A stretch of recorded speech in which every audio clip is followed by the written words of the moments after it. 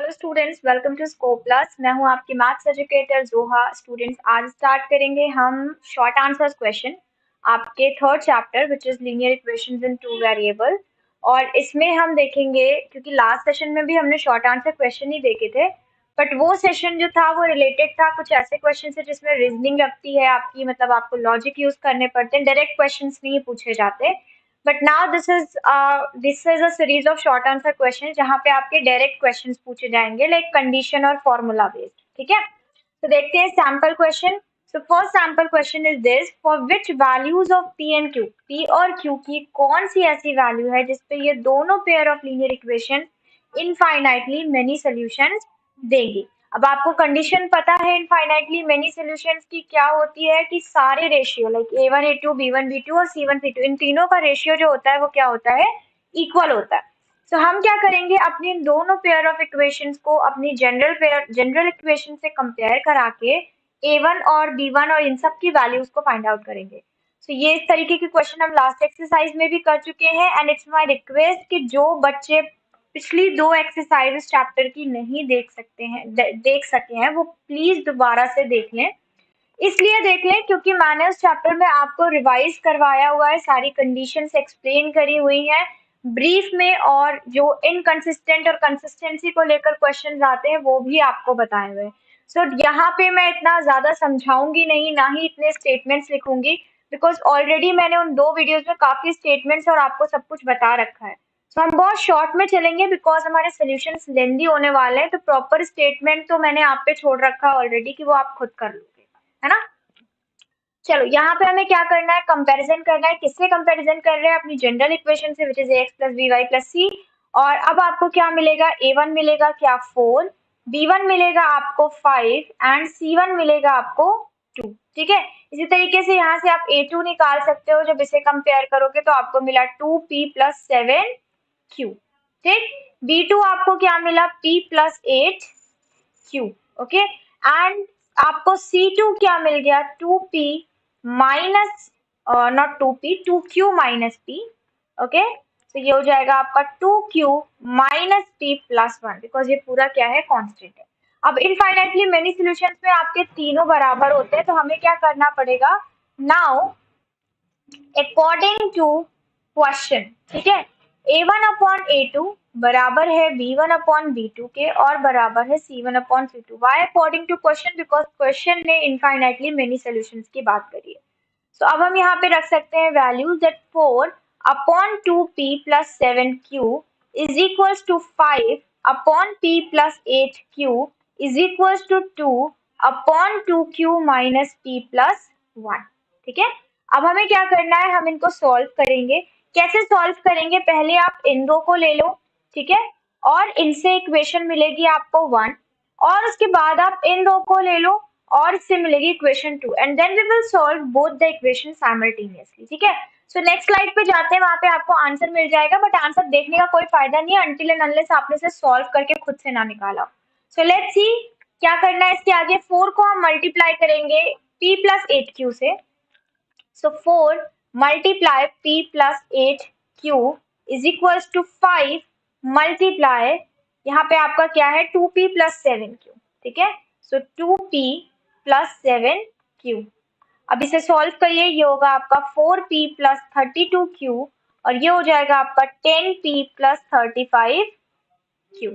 Right, चलो आगे बढ़ते हैं। ये हो जाएगा आपका 35 इधर ले आओ, आपको क्या मिला, या दोनों इधर लेके चले आओ, तो आपको मिलता है -6p, और इधर 35 लेके आओगे आपको मिलेगा क्या, -3q इज इक्वल टू 0। ठीक, -3 से पूरी इक्वेशन को हम डिवाइड करने वाले हैं, हमें मिलेगा 2p plus q is equal to 0।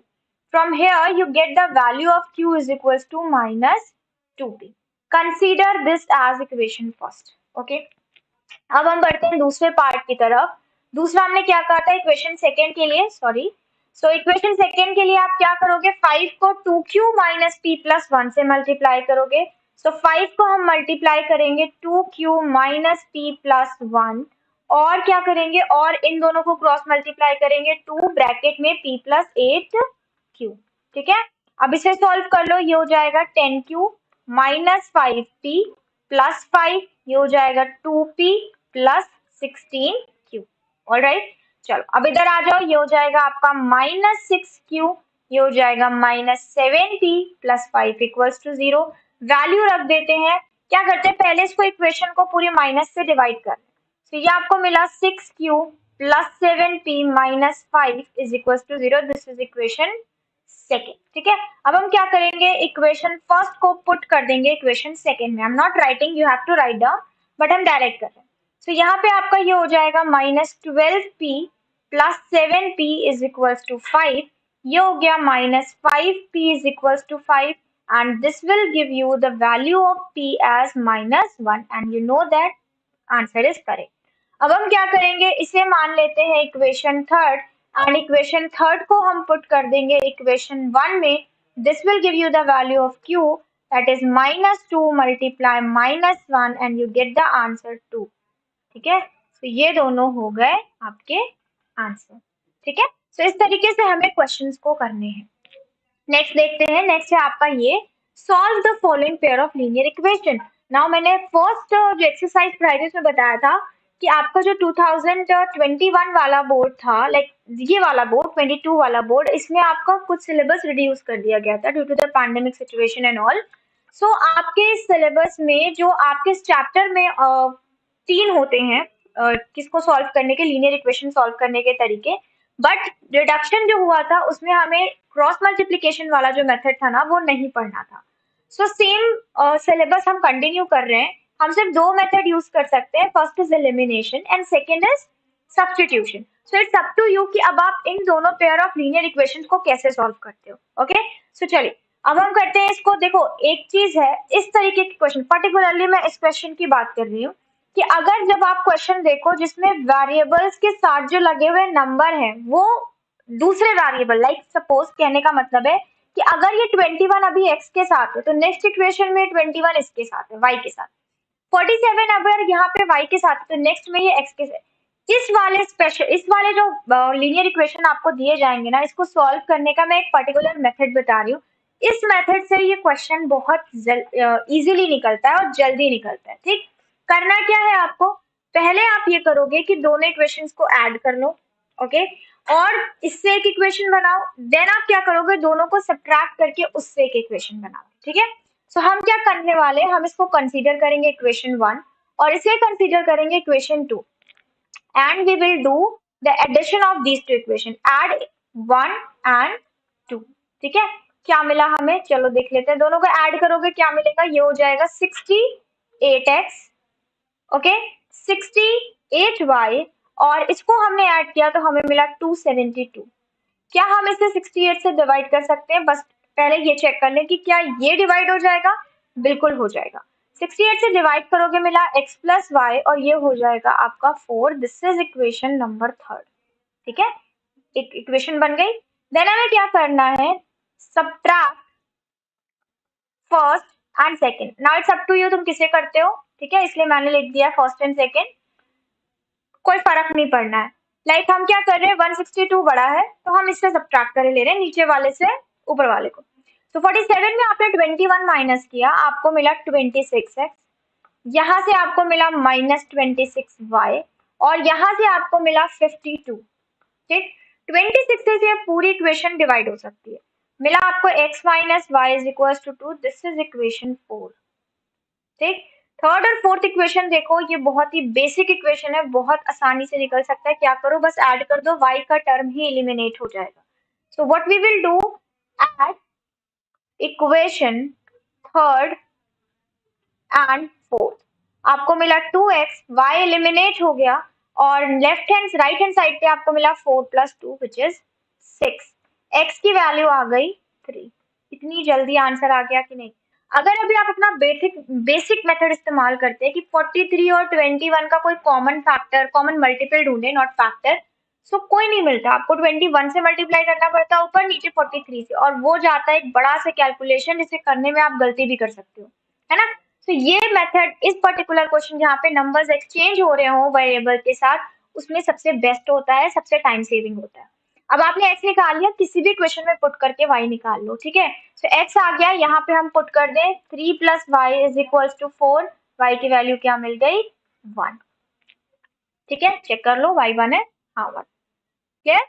चलिए आगे बढ़ते हैं। आगे आपका क्वेश्चन 3 है, draw the graphs of the pair of linear equation. आपको दो पेयर ऑफ लीनियर इक्वेशन दिया है, ठीक है, आपको इसका ग्राफ बनाना है और ग्राफ बनाने के बाद जो भी ट्राइंगल बन रहा होगा एक्स एक्सिस के साथ वाला ट्राइंगल, उसका आपको एरिया फाइंड आउट करना है ना। अब अगर हम क्वेश्चन पे ध्यान दें तो क्वेश्चन ने हमसे कहीं भी एक्स वाई की वैल्यू नहीं पूछी, दैट मीन्स क्वेश्चन ने कहीं ये नहीं बोला कि आप in pair of linear equations को सॉल्व करो और एक्स वाई की वैल्यू निकालो। सो हम डायरेक्टली मूव करेंगे किस पे, अपने ग्राफ बनाने के प्रोसेस पे। अब ग्राफ बनाना आपने 7th 8th में भी सीखा हुआ है कि आपको क्या करना होता है, अपने आप से कुछ x की वैल्यू अज्यूम करनी होती है और उस पे y की वैल्यू निकालनी होती है, एंड यूजिंग दोज कोऑर्डिनेट हम ग्राफ को ड्रॉ करते हैं। सो फर्स्ट ऑफ ऑल हम अपनी फर्स्ट इक्वेशन जो गिवन है x minus y plus 2 is equal to 0, इससे दो वैल्यूज निकालते हैं। ठीक है, दो इनफ है, अगर आप चाहो तो तीन भी निकाल सकते हो। सो हमने क्या किया, हमने x की कुछ वैल्यू ली, ठीक है, लाइक x की मैं पहले वैल्यू ले रही हूँ 0। सो 0 जब आप लोगे तो y की वैल्यू क्या आ जाएगी, y की वैल्यू आ जाएगी 2। और इसी तरीके से मैं x की वैल्यू ले रही हूँ -2 ले लोगे तो y की वैल्यू क्या आ जाएगी 0। ये हमारी फर्स्ट इक्वेशन है। अब हम सेकेंड इक्वेशन पे आते हैं, 4x minus y is equal to 4। Okay, इस पे हम दो कोऑर्डिनेट्स निकाल लेते हैं ताकि हम अपना ग्राफ ड्रॉ कर सके। सो फर्स्ट हम ले रहे हैं 0। जब हमने x 0 ले लिया तो आप अब देखो, ये मत समझना कि मैं डायरेक्टली बता रही हूँ, मैं यहाँ पे आपको इसका बता दे रही हूँ सॉल्व करके, ताकि आपको आइडिया लग जाए कि हम क्या कर रहे हैं। जब हमने 4x minus y is equal to 4 में x 0 ले लिया है ना, तो ये हो गया 4 multiply 0 minus y equals to 4, से यहाँ से y आपको क्या मिल गया -4, तो y की वैल्यू आ गई -। इसी तरीके से हम अलग अलग वैल्यूज पे दोनों इक्वेशंस को सॉल्व करके उनका डायरेक्ट आंसर यहाँ लिख रहे हैं। नेक्स्ट अगर हम ले लें 1, तो अब हमें रखना पड़ेगा 4 multiply 1 minus 4 is equal to 4। So 4 minus y is equal to 4, so यहाँ से y की वैल्यू आ गई 0। ठीक है, सो इस तरीके से करना है और ये पोर्शन आपका रफ में ही रहना है, ये आपको शो करने की जरूरत नहीं है। ठीक है, इसीलिए मैं भी शो नहीं कर रही थी, बट आपकी बेटर अंडरस्टैंडिंग के लिए मैंने दिखा दिया। सो यहाँ से अब आपको दो कोऑर्डिनेट्स मिलते हैं, कौन सा, एक मिला 0 2 और दूसरा मिला -2 0। सिमिलरली यहाँ से दो कोऑर्डिनेट मिले, एक मिला 0 -4 और दूसरा मिला 1 और 0।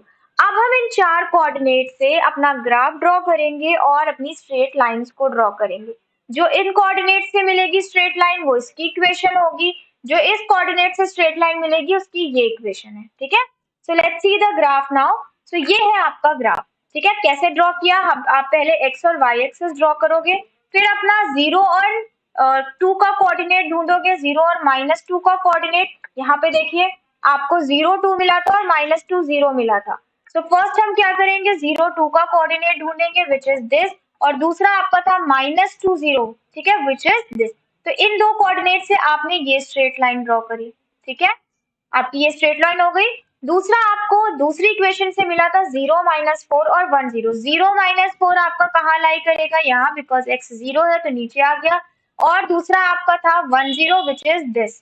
ठीक है, इसकी हेल्प से आपने दूसरी स्ट्रेट लाइन ड्रॉ करी। अब आप देख रहे हो ये दोनों स्ट्रेट लाइन आपकी कहीं ना कहीं एक पॉइंट पे इंटरसेक्ट कर रही है, और वो पॉइंट कहाँ मिल रहा है, वो पॉइंट आप ऐसे देख सकते हो कि x यहाँ से आएगा, ठीक है, this is x, so x क्या मिला 2 एंड दिस इज 4, सो आपको कोऑर्डिनेट क्या मिल गया 2 4। सो अगर क्वेश्चन ये पूछ लेता कि इन दोनों पेयर ऑफ लाइन का इंटरसेक्टिंग पॉइंट कौन है, सो हम कह देते 2 4।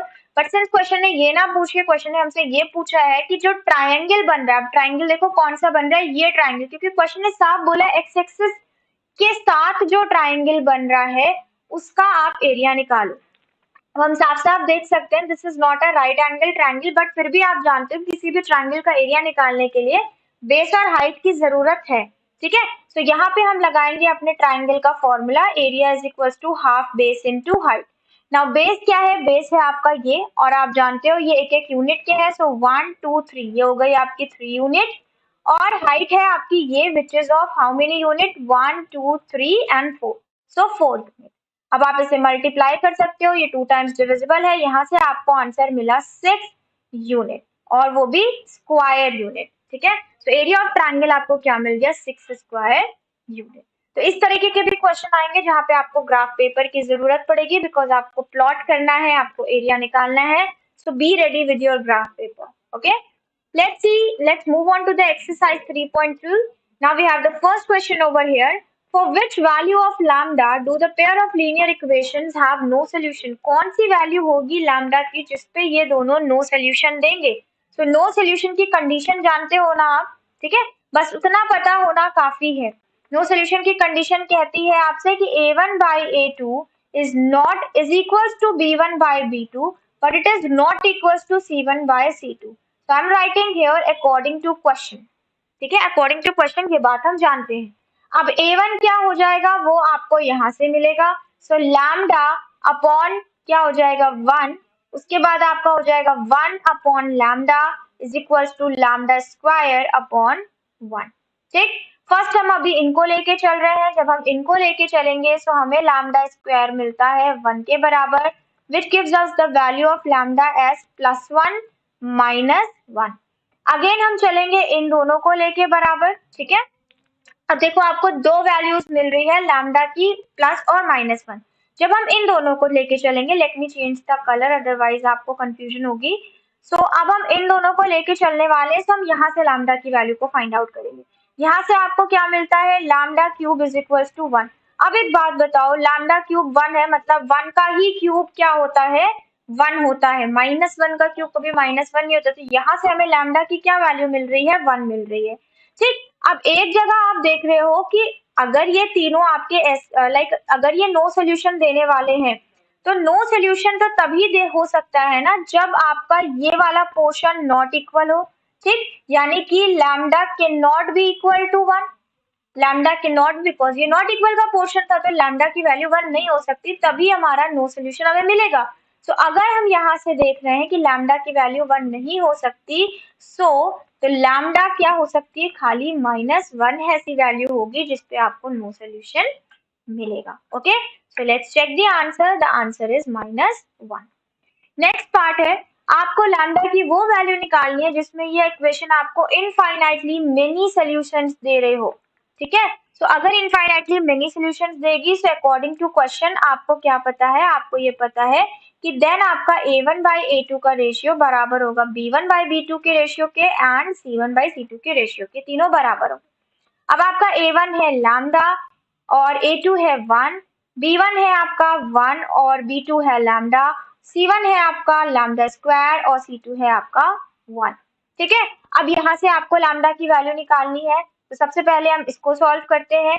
जब हम इसको सॉल्व करेंगे तो हमें क्या मिलेगा, लेट्स सी। अब इसको सॉल्व कर रहे हैं, so this will give you lambda square equals to 1 and you have the value of lambda as +1 and -1। ठीक है, उसके बाद हम दूसरे वाले को सॉल्व करेंगे, लेट्स सॉल्व दैट आल्सो। यहाँ से जब हम इसको सॉल्व करेंगे तो हमें क्या मिलेगा, हमें मिलेगा lambda cube is equals to 1 और ये आपका हो गया लैम्डा इज इक्वल्स टू 1। तो अगर इन्हें इनफाइनाइटली मेनी सॉल्यूशन देना है तो इनको क्या होना पड़ेगा, तीनों को बराबर, और तीनों बराबर खाली 1 पे होंगे, -1 पे नहीं होंगे। तो हमें ये वैल्यू क्या करनी होगी, एलिमिनेट करनी होगी। तो फाइनल आंसर क्या हो गया कि लैम्डा की वैल्यू खाली 1 हो सकती है अगर हमें इनफाइनाइटली मेनी सॉल्यूशंस चाहिए। ओके, चलिए ये हाँ आपका answer and answer is same. Next question है आपका कि आपको यूनिक सॉल्यूशन देना है। ठीक है, for which values of lambda do the pair of linear equations will give you unique solution. अब यूनिक सॉल्यूशन की कंडीशन जानना बहुत जरूरी है सॉल्व करने के लिए। सो यूनिक सॉल्यूशन क्या कहता है कि a1 upon a2 can not be equals to b1 upon b2। ठीक है, यूनिक सॉल्यूशन हमारा ये कहता है। सो अकॉर्डिंग टू क्वेश्चन हमें ये दिया गया है। Now we will put the values 1 upon not 1, ये हो गया lambda upon 1 is not equals to 1 upon lambda. तो अगर हम इसको सॉल्व करते हैं तो हमें मिलेगा lambda square is not equals to +-1।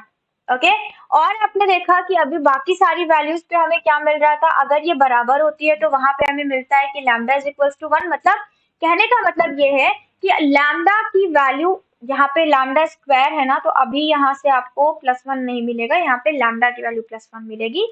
इसको आप एक स्टेप और लिख लो, कंफ्यूजन क्रिएट ना हो। Lambda square equals to 1, this implies lambda is equals to plus और -1।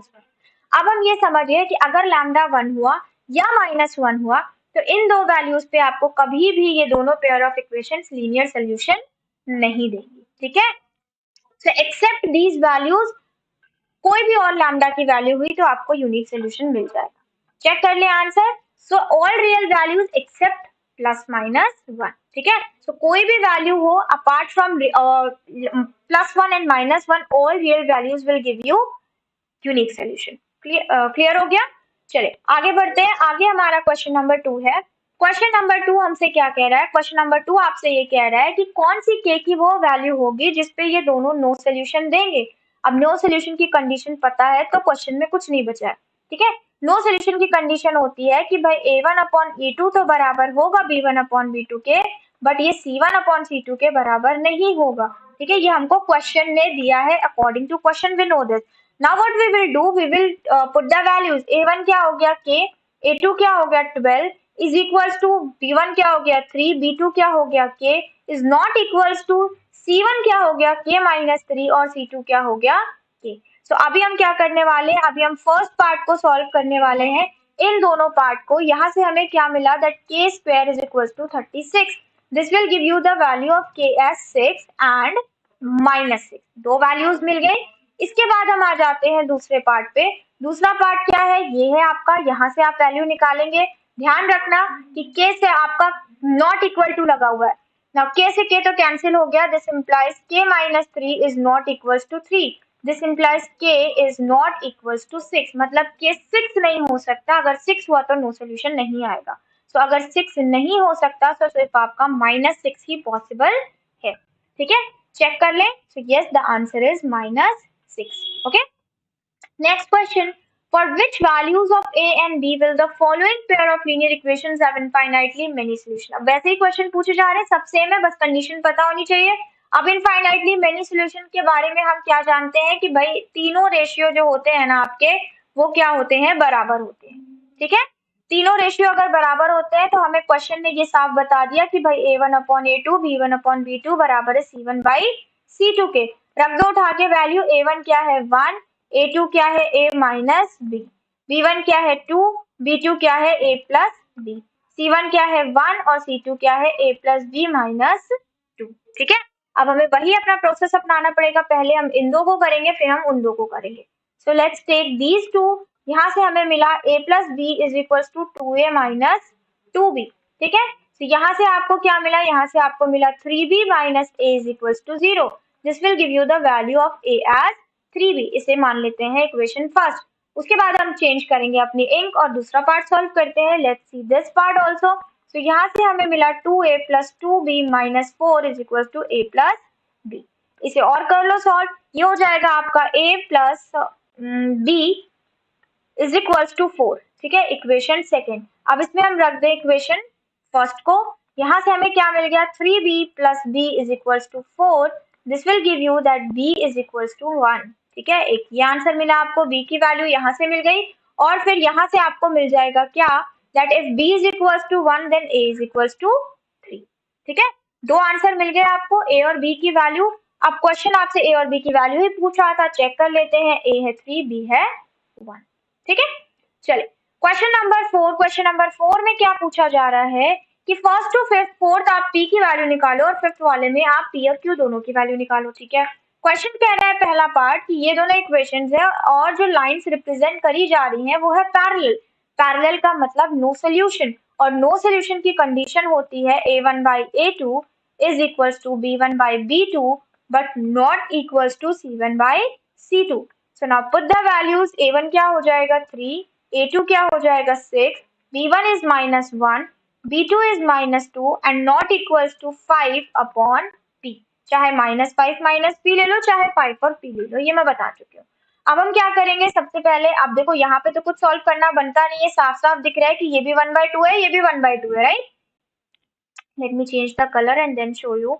ओके, यहाँ पे अगर हम सॉल्व करें तो this is also 1/2 and this is also 1/2, ये दोनों बराबर है, कोई टेंशन नहीं। अब हम इन दोनों को सॉल्व करेंगे तो यहाँ से आपको क्या मिलेगा? That minus p is not equals to -10। This implies p is not equals to 10, यानी कि p जो है वो आपका 10 के बराबर नहीं हो सकता। तो इसका मतलब ये दोनों पेयर ऑफ इक्वेशन सिर्फ 10 छोड़ के बाकी p की सारी रियल वैल्यूज पे आपको पैरेलल ही लाइंस देंगी। सो आंसर क्या हो जाएगा? All real values except 10। Okay, except 10। Check कर ले answer. So yes, the answer is same कि सारी वैल्यू एक्सेप्ट की जाएंगी, बस 10 नहीं एक्सेप्ट की जाएगी। Okay, let's see the next part. Next part में आप कह रहा है कि कोई सोल्यूशन नहीं देगी, कोई सोल्यूशन नहीं देगी, कौन सी? पैरेलल, वही सेम है। तो ये हो जाएगा a1 by a2 is equals to b1 by b2 but not equals to c1 by c2। now put the values, a1 हो गया -1, a2 हो गया p, b1 हो गया आपका p, b2 हो गया -1, उसके बाद c1 हो गया 1 और c2 हो गया 1। ठीक है, तो यहाँ से आपकी दो जो वैल्यू निकल के आ रही है कि भाई जो p होगा ना वो -1 के बराबर नहीं हो सकता। चलो अब ये वाला पोर्शन सॉल्व करते हैं।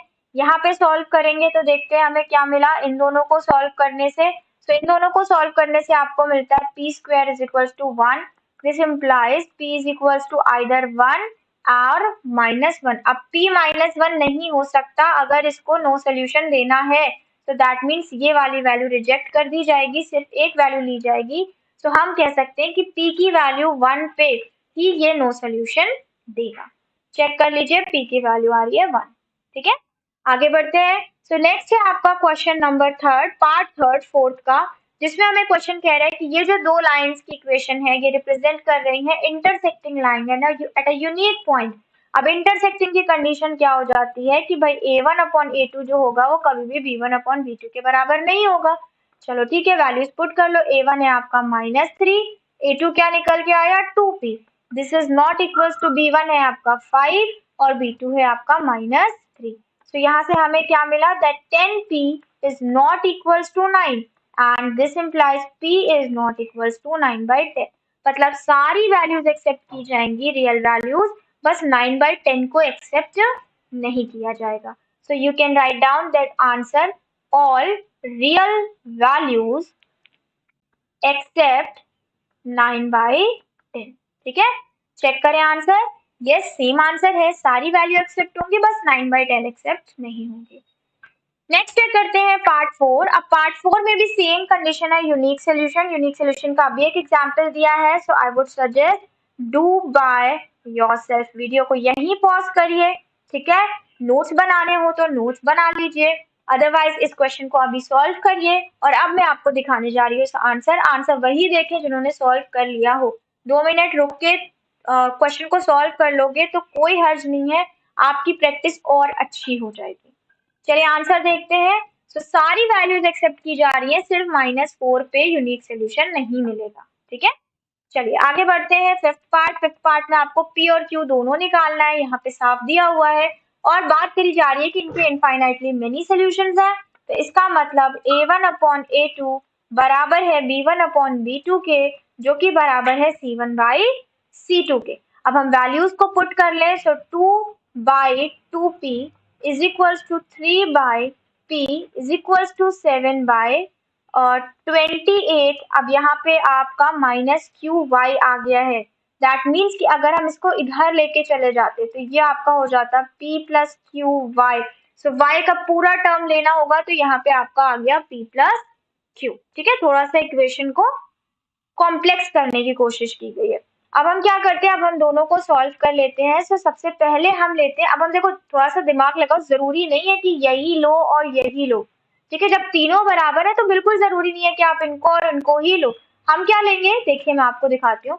हम लोग लेने वाले हैं कोई और दो जिसमें हमें जल्दी से एक वेरिएबल मिल जाए, लाइक हम ये लेंगे और ये लेंगे। ठीक है, इन दोनों को लेने वाले। तो हमें क्या मिला, हमें मिला 2p। देखो 2 भी नहीं मिला, क्यों? क्योंकि 2 से 2 कट जाएगा और यहाँ ना 4 आ जाएगा।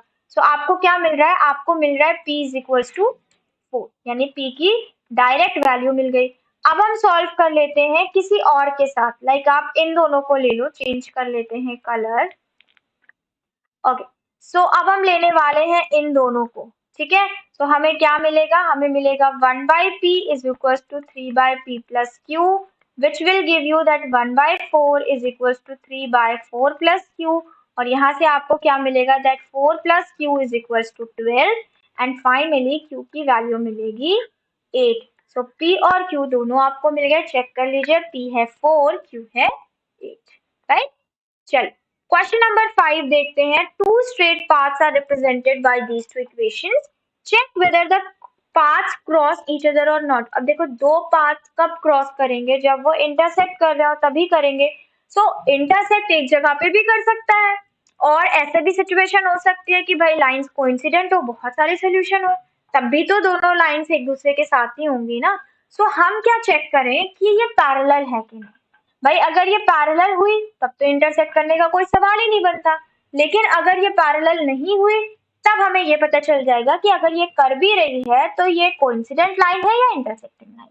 सो हम कंडीशन क्या चेक करें कि ये पैरेलल है कि नहीं, इससे हमारा क्वेश्चन प्रूव हो जाएगा कि हाँ ये क्रॉस करेंगे कि नहीं एक दूसरे का पाथ। सो अगर आपको पता है पैरेलल की कंडीशन, सो क्वेश्चन से सबसे पहले हम कंपैरिजन करके निकाल लें a1 की वैल्यू विच इज 1, b1 की वैल्यू विच इज -3, c1 की वैल्यू विच इज 2। a2 की निकाल लेते हैं -2, b2 की निकाल लेते हैं 6 एंड c2 की निकाल लेते हैं 5। ठीक है, नाउ हम निकालेंगे रेशियो a1 बाई a2 जो कि क्या आया आपका 1/2, b1 by 1 by -2, b1 by b2 आपका निकाल लेते हैं तो b1 बाई b2 आ गया -3/6, मतलब कि ये भी हो गया -1/2। उसके बाद हम निकाल लेते हैं c1 बाई c2 जो कि हो जाएगा 2/5। मैं क्या देख रही हूँ, मैं ये देख रही हूँ कि ये दोनों तो बराबर हैं बट ये बराबर नहीं है। We can see what we can see that a1 upon a2 is equals to b1 upon b2, but it is not equals to c1 upon c2. This is a condition for the lines being parallel. So if these lines are parallel then they cannot cross each other's path. ठीक है, तो check कर ले answer, do not cross each other। ठीक है, we can see that हमने लिख ही लिया है। Hence the given equations are parallel, hence the given equations are parallel। Okay, so they will never cross each other, they will never cross each other। Okay, this is the complete answer। Let's see the next one। Write a pair of linear equations which has the unique solution x equals to -1, y equals to 3। How many such pairs you can write? Okay, अब एक बात बताएं, अगर आपको कोई linear pair of equation given है, सो आप उससे कितनी पेयर ऑफ इक्वेशंस बना सकते हो? बहुत सारी बना सकते हो। आप 2 से कभी मल्टीप्लाई करके बनाओगे, आप 3 से बना लोगे, 4 से बना लोगे, किसी भी नंबर से मल्टीप्लाई और डिवाइड करके आप इनफाइनाइट इक्वेशंस बना सकते हो। तो यहाँ पे यही आपका आंसर हो गया। भाई आपको दो वैल्यूज दी गई है और बोला गया है कि ये ऐसे पेयर ऑफ लीनियर इक्वेशंस की है जिनका यूनिक सोल्यूशन है।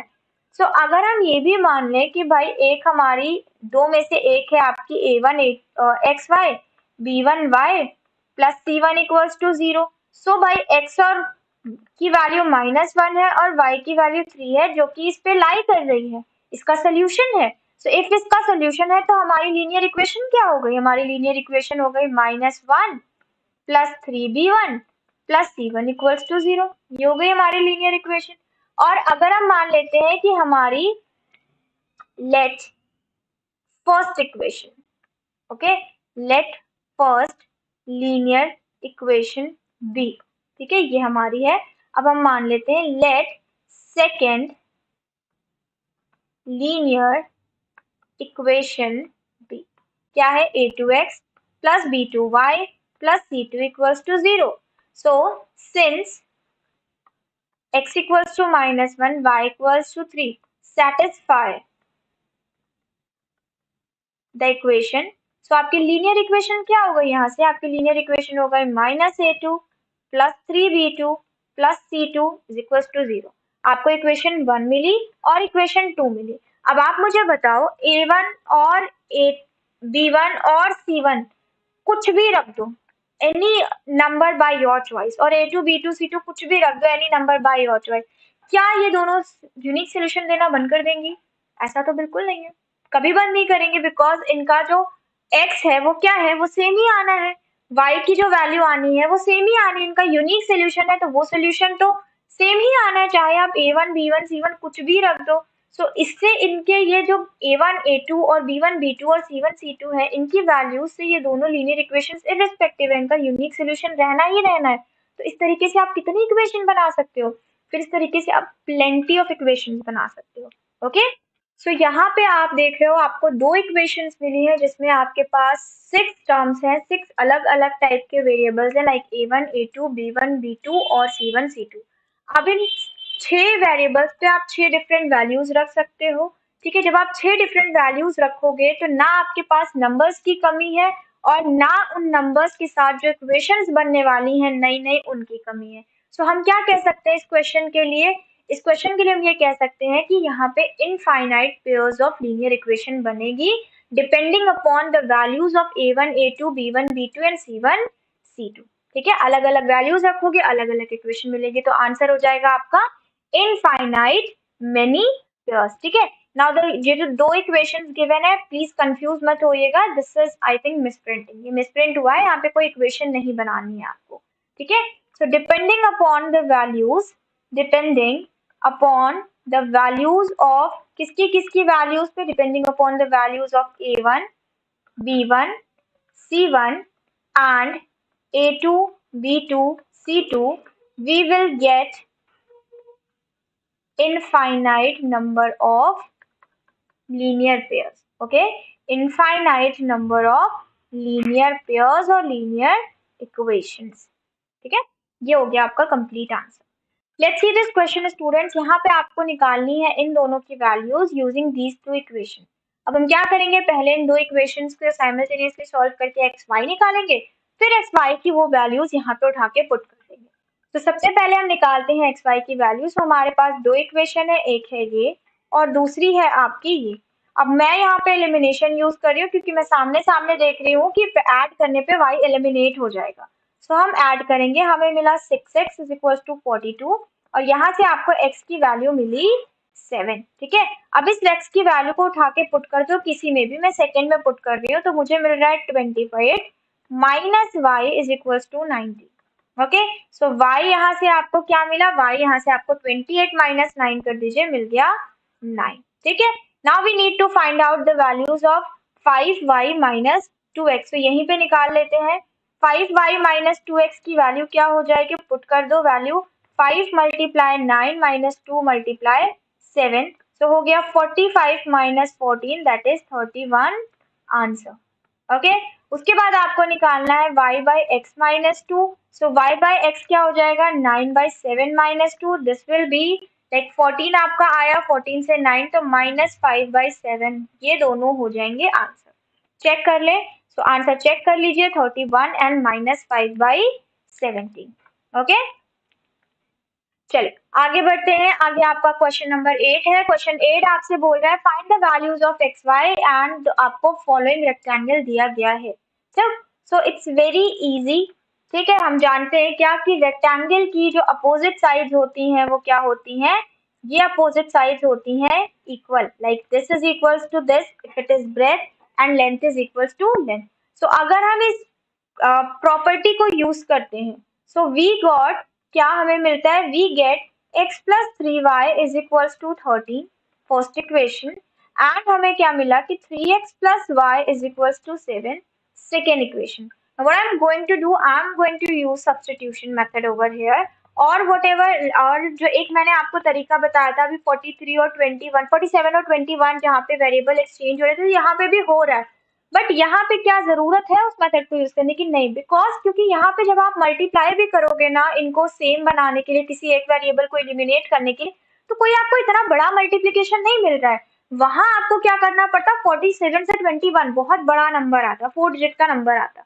सो वो मेथड वहां के लिए सूटेबल है। यहाँ आप चाहो तो उससे कर सकते हो, नहीं चाहो तो ऐसे भी आपका उतने ही ड्यूरेशन में आंसर आ जाएगा। सो हम क्या करेंगे, हम मल्टीप्लाई करेंगे इक्वेशन फर्स्ट को बाय 3। ठीक है, तो ये हो जाएगा 3x, जस्ट अ सेकेंड, ये हो गया आपका 3x plus 9y is equal to 39, और दूसरा है आपका क्या, दूसरी इक्वेशन लिख लेते हैं 3x plus y is equal to 7। अब इनको कर दो सब्ट्रैक्ट, सो ये आपका कट गया, एलिमिनेट हो गया, यहाँ आपका बचा 8y, यहाँ बचा आपका 32, so this will give you the value of y as 4।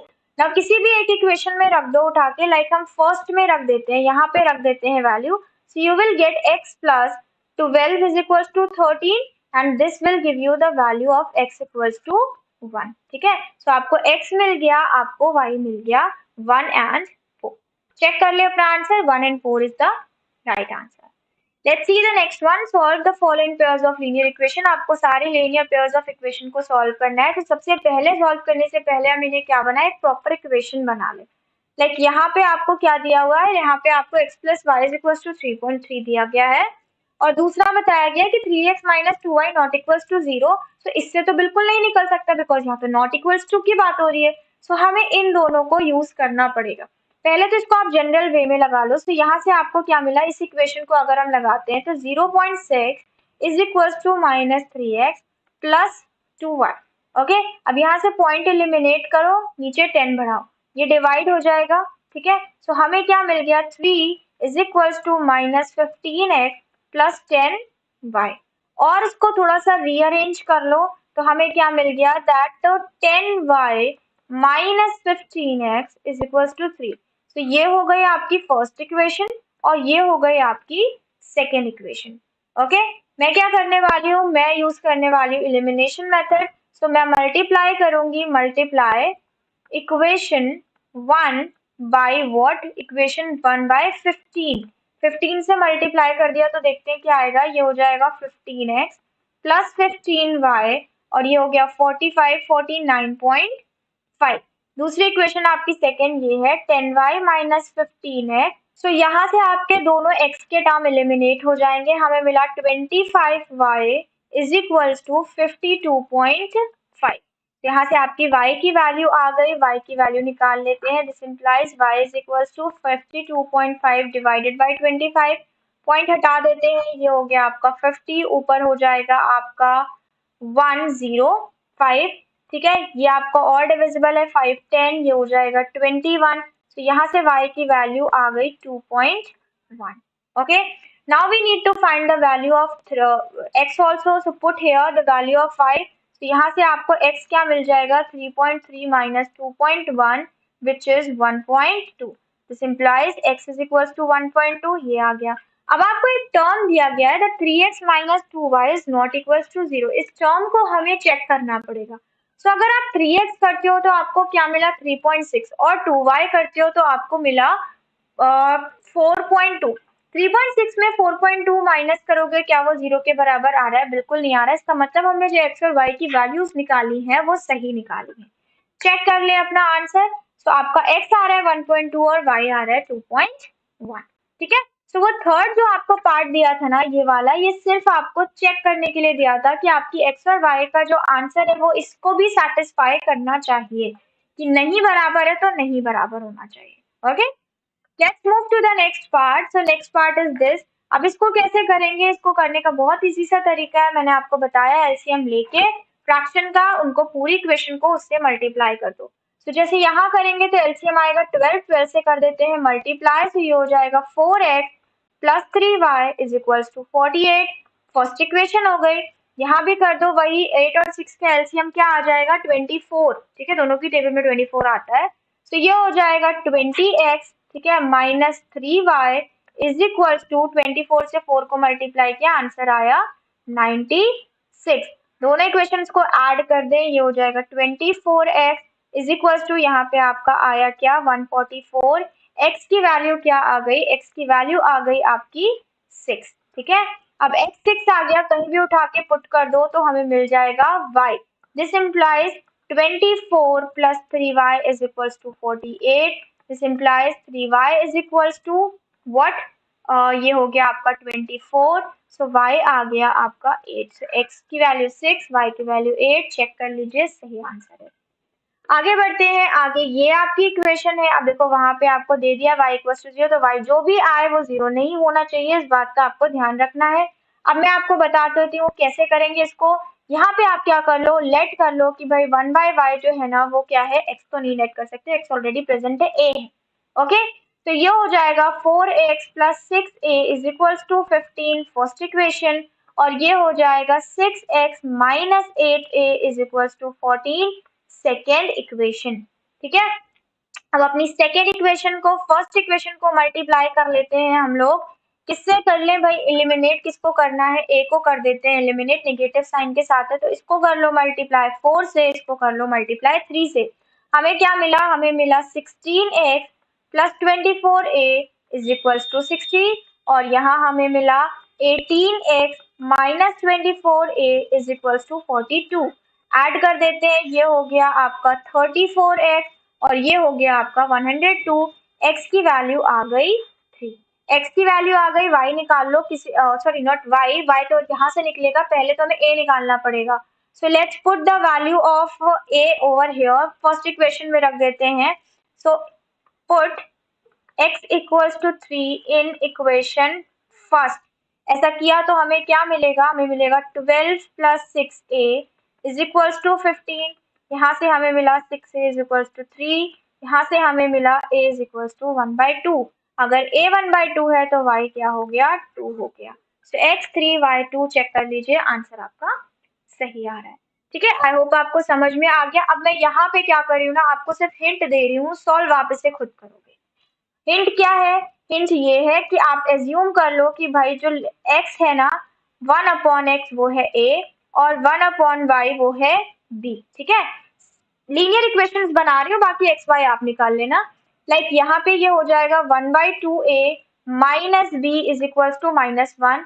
इसको थोड़ा सा और रीअरेंज करो, क्या हो जाएगा, a minus 2b is equals to -2। This is first equation. ठीक है, अब इसे रीअरेंज करो, क्या हो जाएगा, a plus 1/2 b is equals to 8, यहाँ से मिला 2a plus b is equals to 16। This is second equation.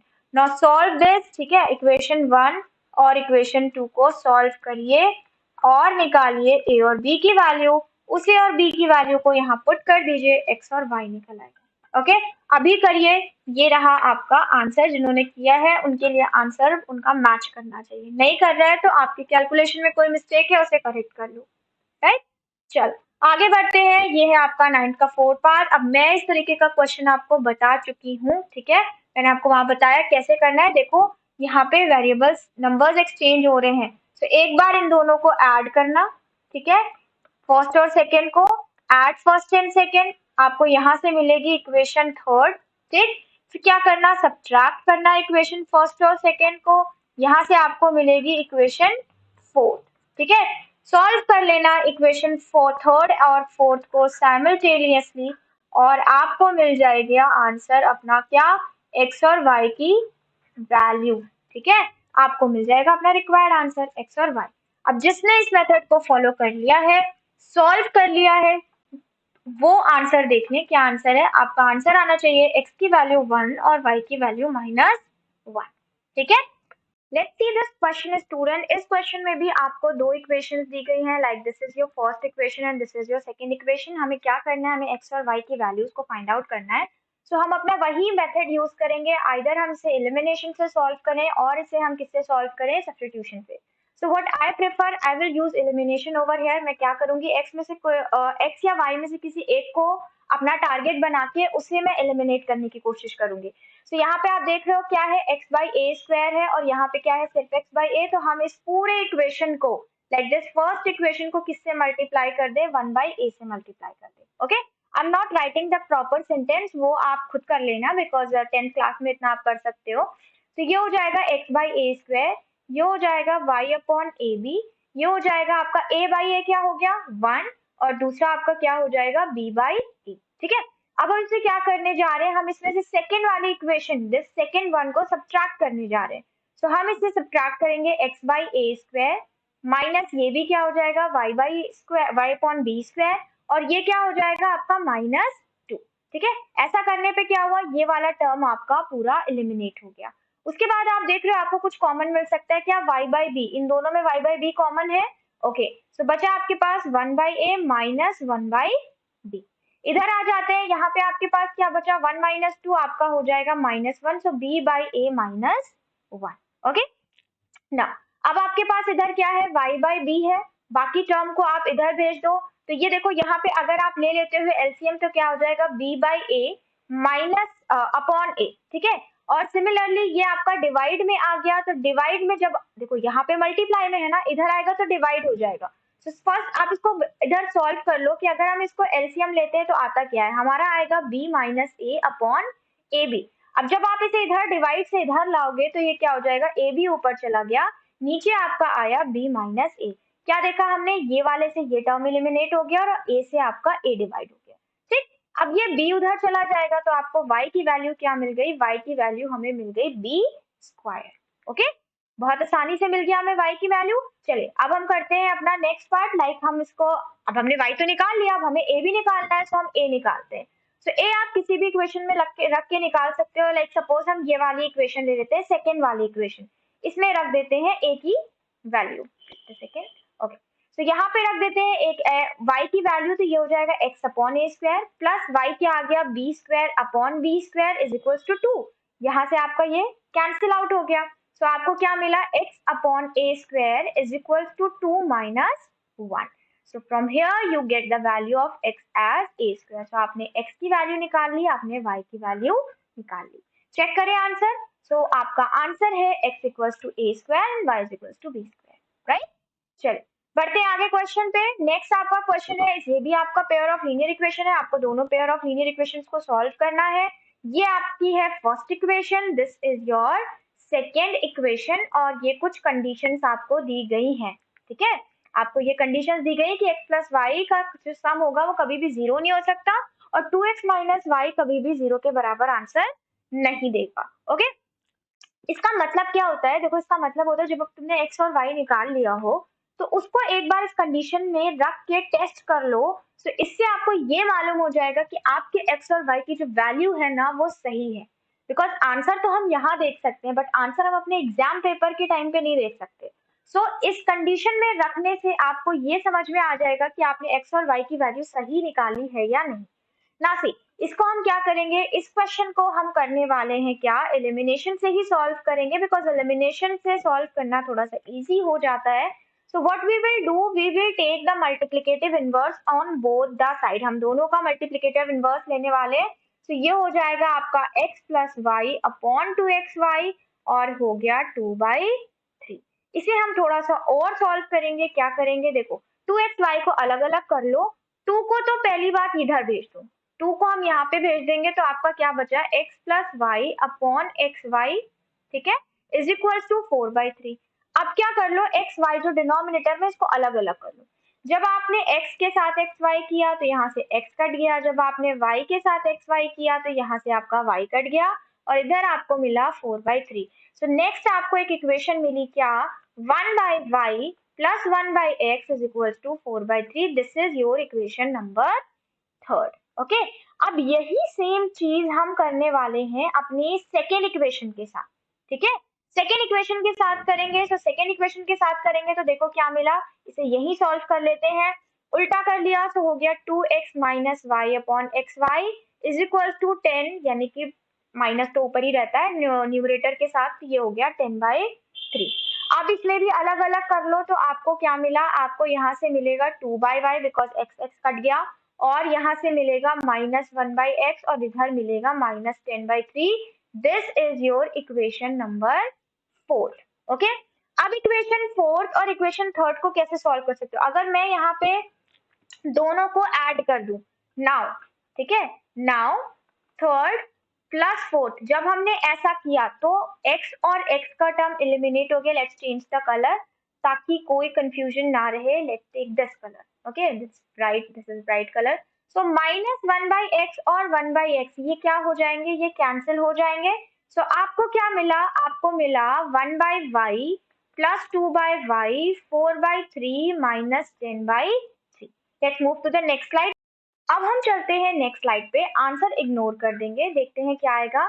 So the numerator में आपके पास बचा 3 प्लस वाई, बिकॉज डिनोमिनेटर आपका क्या हो गया था, डिनोमिनेटर में दोनों सेम है, और न्यूमरेटर आपका क्या हो जाएगा 1 + 2 यानी कि 3/y, और नेक्स्ट साइड आपका क्या था 4/3 माइनस 10/3, डिनोमिनेटर तो सेम है, तो ऊपर आपका बस क्या बचा -6/3। अब ये आप देख रहे हो क्या डिविजिबल है, तो यहाँ से आपको y की वैल्यू मिल गई -3/2 और y हमारा -3/2 आ रहा है। अब हम क्या करेंगे, अब हम निकालेंगे x की वैल्यू। अब x की वैल्यू आप किसी भी इक्वेशन से निकाल सकते हो, third, fourth, first, second, whatever you want, which equation you want to choose आप उससे निकाल सकते हो। मैं चूज करने जा रही हूँ इक्वेशन नंबर फोर्थ को। सो इक्वेशन नंबर फोर्थ क्या है, 2/y minus 1/x is equals to minus 10/3।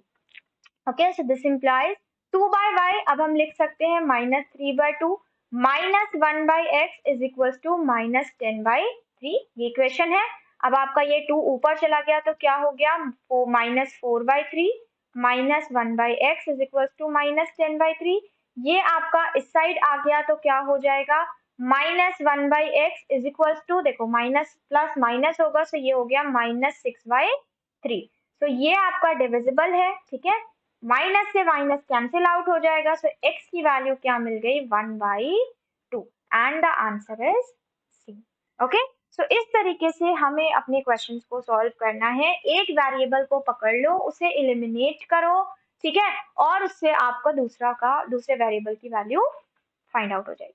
अब हम क्या करें, अब हमने कहा था कि हम एक बार कंडीशन को चेक जरूर कराएंगे। तो देखो x है 1/2, y है -3/2। कंडीशन क्या क्या थी, कंडीशन थी कि x प्लस वाई 0 के बराबर नहीं आएगा, तो 1/2 और -3/2 क्या 0 के बराबर आएगा, बिल्कुल नहीं, ये आएगा -1, ठीक है, कंडीशन सही है। दूसरी कंडीशन की बात करें, यहाँ पे रख दो, तो 1/2 रखोगे तो ये हो जाएगा 1 प्लस 3/2 क्या आंसर आएगा, 5/2, 0 के बराबर है नहीं है। सो दोनों कंडीशन सेटिस्फाई हुई है। अब हम चलते हैं यहाँ पे नेक्स्ट क्वेश्चन पे, this is the question number 10। आपको यहाँ पे दोनों पेयर ऑफ इक्वेशंस के सॉल्यूशन को फाइंड आउट करना है और उसके बाद बचे हुए इस इक्वेशन से लैम्डा की वैल्यू को फाइंड करना है। सो पेयर ऑफ सॉल्यूशन दो ही मेथड से सॉल्व होंगी, एक तो साइमल्टेनियस और दूसरा आपका कौन सा, एलिमिनेशन। चल, अब यहाँ पे आपको दी गई है पहली equation x plus 10 plus y/5 minus 1, तो इसको इधर कर लेते हैं, ये हो गया 1। दूसरी इक्वेशन है आपके पास x/8 plus y/6 is equals to 15, इसको कर लेते हैं इक्वेशन नंबर 2, ठीक है। अब आपको क्या करना है, अब आपको एलिमिनेट करना है। So what you can do, either चाहे एलसीएम लेके इसका डिनोमिनेटर रिमूव कर लो, है ना, एक तरीका ये हो सकता है, और नहीं रिमूव करना है तो डिनोमिनेटर के साथ ही इसे हम क्या करें, इनके डिनोमिनेटर्स को सेम बना लें। लाइक मैंने चूज कर लिया कि मैं x को एलिमिनेट करना चाहती हूँ, सो 10 और 8 का कोई ऐसा कॉमन मल्टीपल ढूंढ ले पहले हम। सो 10 और 8 का कॉमन मल्टीपल कौन हो सकता है, 40 हो सकता है। सो हम क्या करें, इसको 40 बनाने के लिए इस इक्वेशन को, ठीक है, लेट्स चेंज द कलर, हम इस इक्वेशन को 1/4 से मल्टीप्लाई कर दें और इस वाले को 1/5 से मल्टीप्लाई कर दें। सो क्या मिलेगा हमें, हमें मिलेगा x/40 plus y/20 is equals to 1/4। Okay, दूसरी इक्वेशन हमें क्या मिली, x/40 plus y/30 is equals to 15/5, ठीक है। ये हो गई हमारी थर्ड इक्वेशन, ये हो गई हमारी fourth equation. Now we will do what, now let's subtract it, ठीक है। नाउ थर्ड माइनस फोर्थ करेंगे हम, ऐसा करने पे हमें क्या मिलेगा, लेट्स सी दैट। सो ऐसा करने पे क्या हो गया, माइनस करने पे आपका ये टर्म और ये टर्म एलिमिनेट हो गया और बचेगा सिर्फ इन चारों का डिफरेंस, ठीक है, यानी कि ये चार बचेंगे आपके पास। So let's write down in the next slide, हमें क्या मिला, हमें मिला y/20 minus y/30 and on the other side we got 1/4 minus 15/5 means 3, ठीक है, एक तरीके से 3 हुआ। अब हम इसका एलसीएम ले लें तो यहाँ पे हमें मिला 60, 23 जा 60 तो 3y, 32 जा 60 so 2y is equal to, यहाँ पे अगर आप ले लोगे तो आपको क्या मिला, 12 minus 1 minus 11/4। Now this 4 can divide 60/15, तो ये आपको मिला y is equal to -11 into 15, this will give you the answer y is equals to -165 and you can see the answer is right। Okay, अब हम क्या करेंगे, अब हम चलेंगे लास्ट स्लाइड पे और वहां निकालेंगे x की वैल्यू। सो अब हमने y निकाल लिया है तो x आप यहाँ किसी में भी रख के निकाल लो, लाइक मैं इसमें रख के निकाल लेती हूँ, ठीक है। So x/40 is equal to, not is equal to, plus, और y अभी आपका -165 आया है तो वो क्या हो जाएगा, आप यहाँ पे इसको माइनस प्लस मल्टीप्लाई कर दो तो 165/20 इज इक्वल टू 1/4। ओके, ये आपका डिविजिबल है, ठीक है, 5 3 33। अब आप देख रहे हो कि नीचे आपको क्या मिल रहा है, यहाँ पे एक तरीके से 4 आपका अब और डिविजिबल तो नहीं है, तो what you have to take LCM. So LCM लोगे, एलसीएम 40 ही आएगा। सो आपको मिला x minus 330 is equal to 1/4। ये डिविजिबल है। सो x आपको क्या मिला, x मिला आपको 330 plus 10, that means 340। Okay, check कर लें क्या सही आ रहा है, बिल्कुल सही आ रहा है, x आपका 340 है। Now when we have find out the value of x and y, so now you need to find out the value of lambda also. So lambda के लिए आपकी कंडीशन क्या थी, lambda के लिए आपकी कंडीशन है y is equal to lambda x plus 5. Okay, so let's write down this condition first. Y is equal to lambda x plus 5. Write down here according to question. So now you can put the values. Minus 165 is equals to 340 lambda plus 5. ठीक है, अब ये आप इधर ले जाओगे तो ये हो जाएगा minus 170 is equals to 340 lambda. तो यहाँ से आपको क्या मिल गया, that lambda is equals to -1/2 and you have the answer -1/2। ठीक है, तो इस तरीके से हमारे लैम्डा की भी वैल्यू आ गई, एक्स की भी वैल्यू आ गई एंड वाई की भी वैल्यू आ गई। चलो आगे देखते हैं क्या क्वेश्चन है। तो आगे आपका क्वेश्चन कह रहा है बाय द ग्राफिकल मेथड, यानी कि अब यहाँ पे आपको एलिमिनेशन सब्स्टिट्यूशन यूज नहीं करना है। अब आपको यहाँ पे अपने ग्राफ पेपर का इस्तेमाल करके उनसे निकालना है कि ये कंसिस्टेंट है या नहीं। अब कंसिस्टेंट तभी होते हैं जब कोई सोल्यूशन हो, लाइक एक सोल्यूशन हो पेयर ऑफ इक्वेशन का, या इनफाइनाइटली मेनी सोल्यूशंस हो। अगर लाइन पैरेलल होगी यानी कि कोई सोल्यूशन नहीं होगा तो फिर ये कंसिस्टेंट नहीं हो। तो फर्स्ट हम इसका ग्राफ ड्रॉ करेंगे, then only we will be able to find out कि लाइन कैसी है। ओके, सो अब इसका तरीका क्या है, इसका तरीका ये है कि पहले दो लाइंस ड्रॉ करो। लाइंस ड्रॉ करने के लिए आपको कोऑर्डिनेट की जरूरत होती है। तो हम फर्स्ट उठा रहे हैं ये वाली लाइन, ठीक है। इसके लिए हम एक टेबल बनाएंगे। ओके, टेबल बनाने के बाद आपको एटलीस्ट 2 से 3 वैल्यूज तो लेनी ही होगी, ठीक है।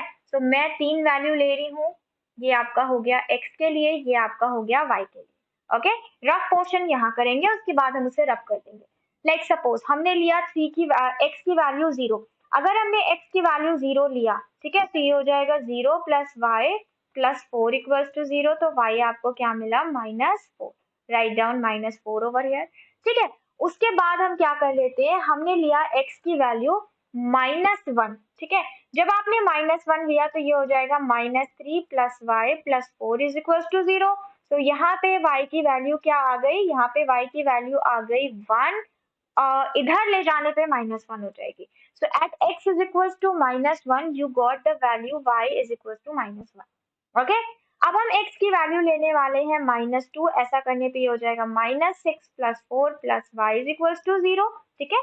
तो y आपका क्या आ गया, y आ गया 2। सो एट -2 व्हाट यू हैव 2। अब हम क्या करें, इसका एक ग्राफ बना ले।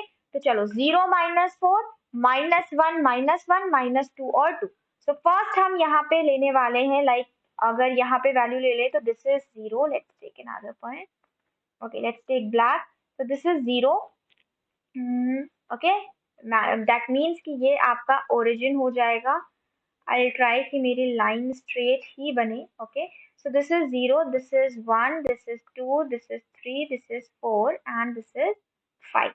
ओके, बट आपकी वैल्यूज तो माइनस में भी है, इन दैट केस ये ग्राफ तो गलत हो जाएगा। Okay, let's take the graph from somewhere in between, like this. So you have 0 over here, 1, 2, 3, 4. Here you have -1 and this will be -2.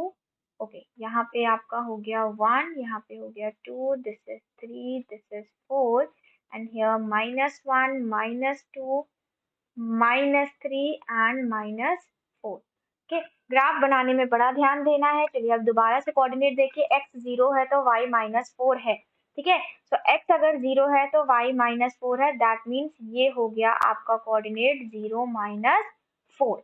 चलिए नेक्स्ट देखते हैं, नेक्स्ट है आपका -1 दैट मीन्स -1 -1 ये हो गया आपका ये वाला कोऑर्डिनेट -1 -1। ओके, एनसर्कुलेट। उसके बाद चलते हैं नेक्स्ट। तो नेक्स्ट है आपका -2 -2। आप नॉट -2 और 2, ठीक है। सो -2 आपके y का है, x आपका +2 है, राइट? नो, -2 x का है और y आपका +2 है, so the coordinate will be this, ठीक है। तो यहाँ पे लिख लेते हैं हम -2 और 2। सो हम यहाँ से इन तीनों से क्या करेंगे, एक लाइन बनाएंगे। Let's draw the line. So ये हो जाएगा आपका, just a second, okay, let's try to draw a line. So this is the line. No, not this is not the line. Okay, let's try again. ये हो गई आपकी straight line. Okay, ये थोड़ी straight है, ठीक है। एज्यूम कर लेते हैं because I am not using ruler, तो स्ट्रेट तो नहीं बनने वाला, बट फिर भी चलिए। तो ये तीन आपको कोऑर्डिनेट्स मिले, इससे हमने एक लाइन ड्रॉ करी। ओके, नेक्स्ट आ जाते हैं हम नेक्स्ट वाले पोर्शन पे। नेक्स्ट वाला पोर्शन में क्या हो रहा है, नेक्स्ट वाला पोर्शन में आपको दूसरी एक कंडीशन दी गई है, उससे आपको टेबल बनानी है। So now let's erase this rough portion ताकि हम दूसरी टेबल यहीं पे बना सकें, बिकॉज हमारे पास स्पेस नहीं है। नेक्स्ट स्लाइड में तो आपका ग्राफ ही ड्रॉ है।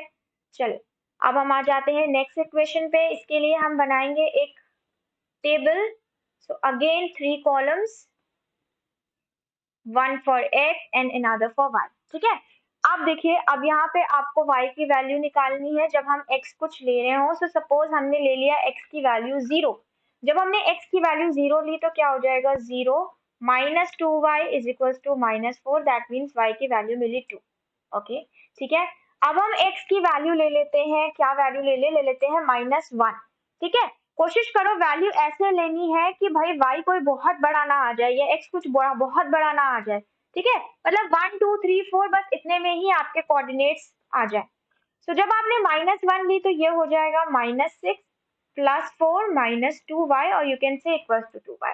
तो ये हो गया -2 is equals to 2y, so y आ गया -1, ठीक है। सो -1 पे ये भी -1 आ गया। अब देख रहे हो यहाँ भी -1, यहाँ भी -1, तो लाइन इंटरसेक्ट करेगी कि नहीं जब दो के कोऑर्डिनेट ही सेम हो गए। यहीं से पता चल गया लाइन इंटरसेक्ट करेगी बिना लाइन ड्रॉ के, बट हमें ग्राफ में ड्रॉ करना ही करना है। Let's take another point. हमने ले लिया -2, नॉट -2, यहाँ पे ले लेते हैं क्या, 1, ओके। 1 ले लेंगे तो कुछ बड़ा तो नहीं आ जाएगा, नहीं 1 बड़ा नहीं आएगा। सो यहाँ पे आपका अगर आप 1 लेते हो 6 +4 इज इक्वल टू 2y, ये हो जाएगा 10 इज इक्वल टू 2y और y की वैल्यू आ गई 5। सो जब आपने x की वैल्यू 1 ली तो y आया 5। अब हम इस लाइन को ड्रॉ करेंगे। सो फर्स्ट कोऑर्डिनेट आपको मिला 0 2, exchange the colour. So first coordinate मिला हमें 0 2, 0 x का और 2 का y का। सो ये हो गया आपका 0 2। नेक्स्ट आपको कोऑर्डिनेट मिला -1 -1, ठीक है। सो नेक्स्ट कोऑर्डिनेट भी यही हो गया -1, ठीक है। और नेक्स्ट आपको मिला 1 और 5। सो 1 ये है और 5 कहीं यहाँ पे आएगा। सो ये हो गया 1 और 5, ठीक है।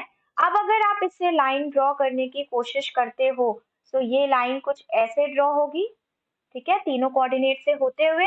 तो हम क्या देख रहे हैं, ये एक ऐसा पॉइंट है जहाँ पे दोनों लाइन इंटरसेक्ट कर रही है, मतलब इन दोनों लाइन का एक यूनिक पॉइंट है।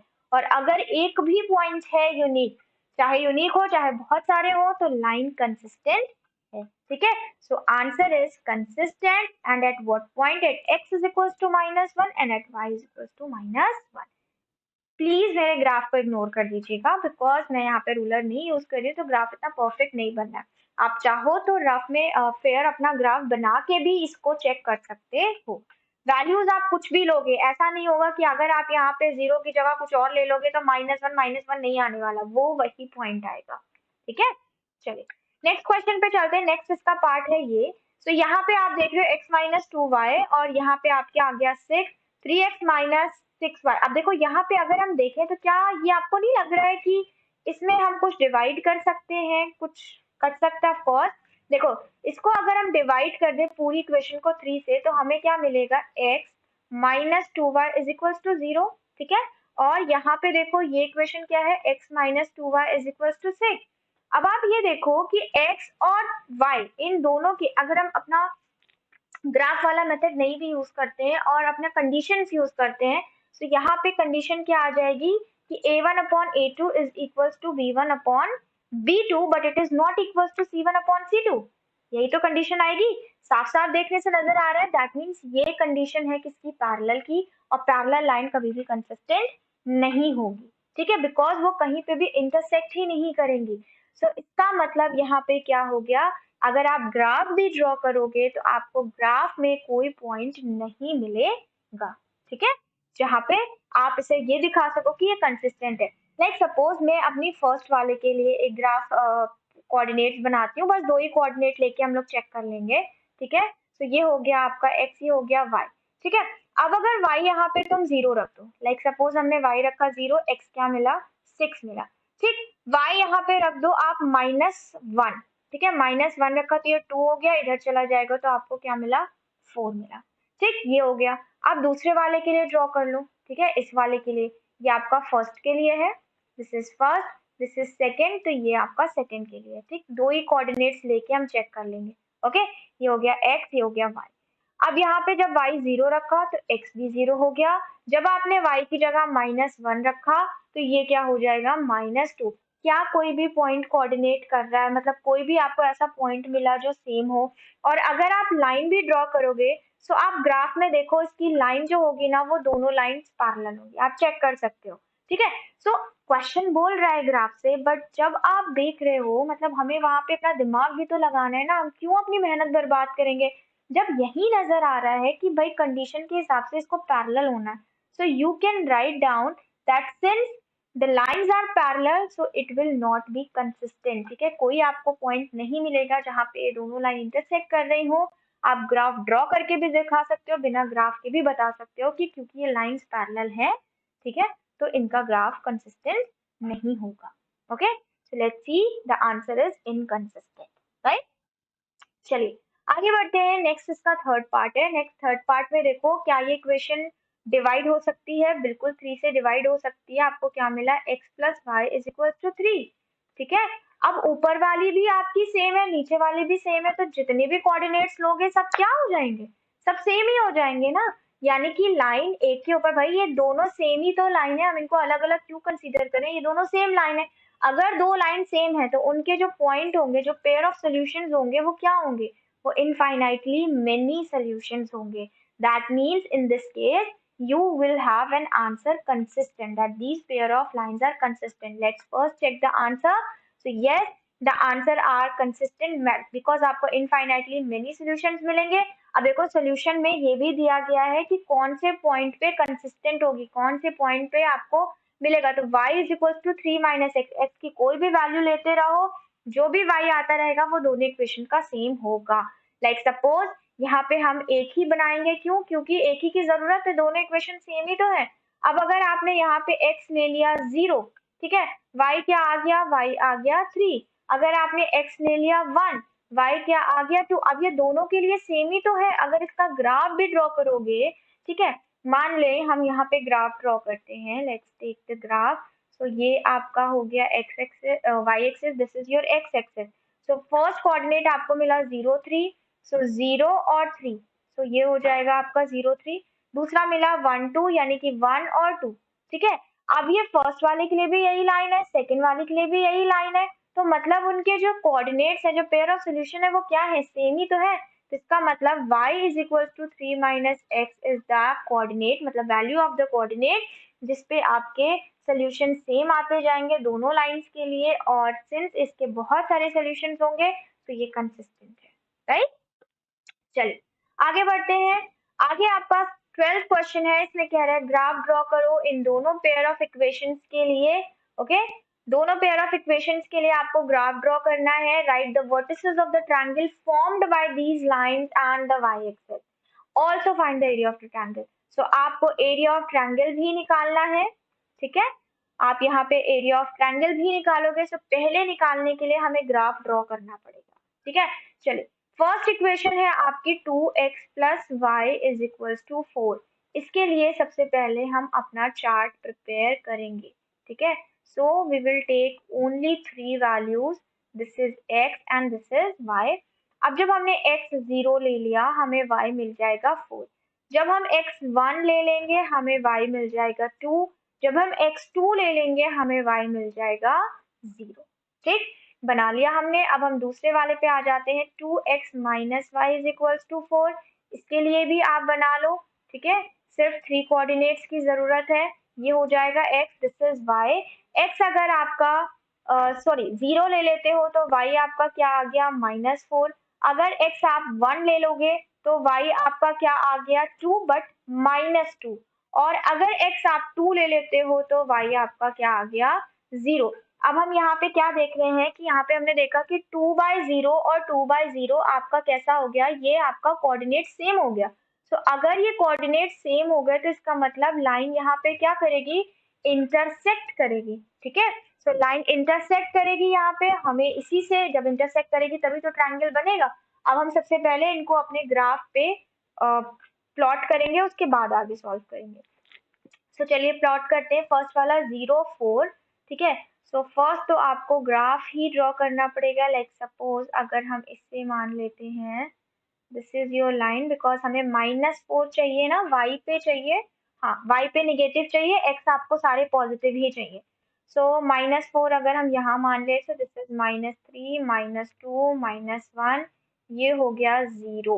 Okay, so this is your x axis, ये हो गया 1, this is 2 and this is 3 and this is 4। इधर आपका हो जाएगा 1 2 3 4 5। चलिए प्लॉट करते हैं। पहला 0 4 है, फिर दूसरा 1 2 है, फिर 2 0। सो 0 4, ठीक है, 0 ये है 4, सो एक कोऑर्डिनेट हुआ ये 0 4 का। दूसरा है 1 2, सो 1 ये है 2 ये है, तो ये हो गया आपका 1 2 का। फिर नेक्स्ट आपके पास कोऑर्डिनेट है 2 0, दैट मीन्स 2 0, तो यही हो जाएगा, दिस इज 2 0। ओके, अब इससे एक स्ट्रेट लाइन ड्रॉ होगी, ऑफ कोर्स होगी, ये हो गई आपकी स्ट्रेट लाइन। मैं कोशिश करूंगी स्ट्रेट, ओके स्ट्रेट बन गई, थोड़ा बहुत स्ट्रेट। चलिए आगे दूसरा हम देखते हैं, 0 -4 1 -2 और 2 0।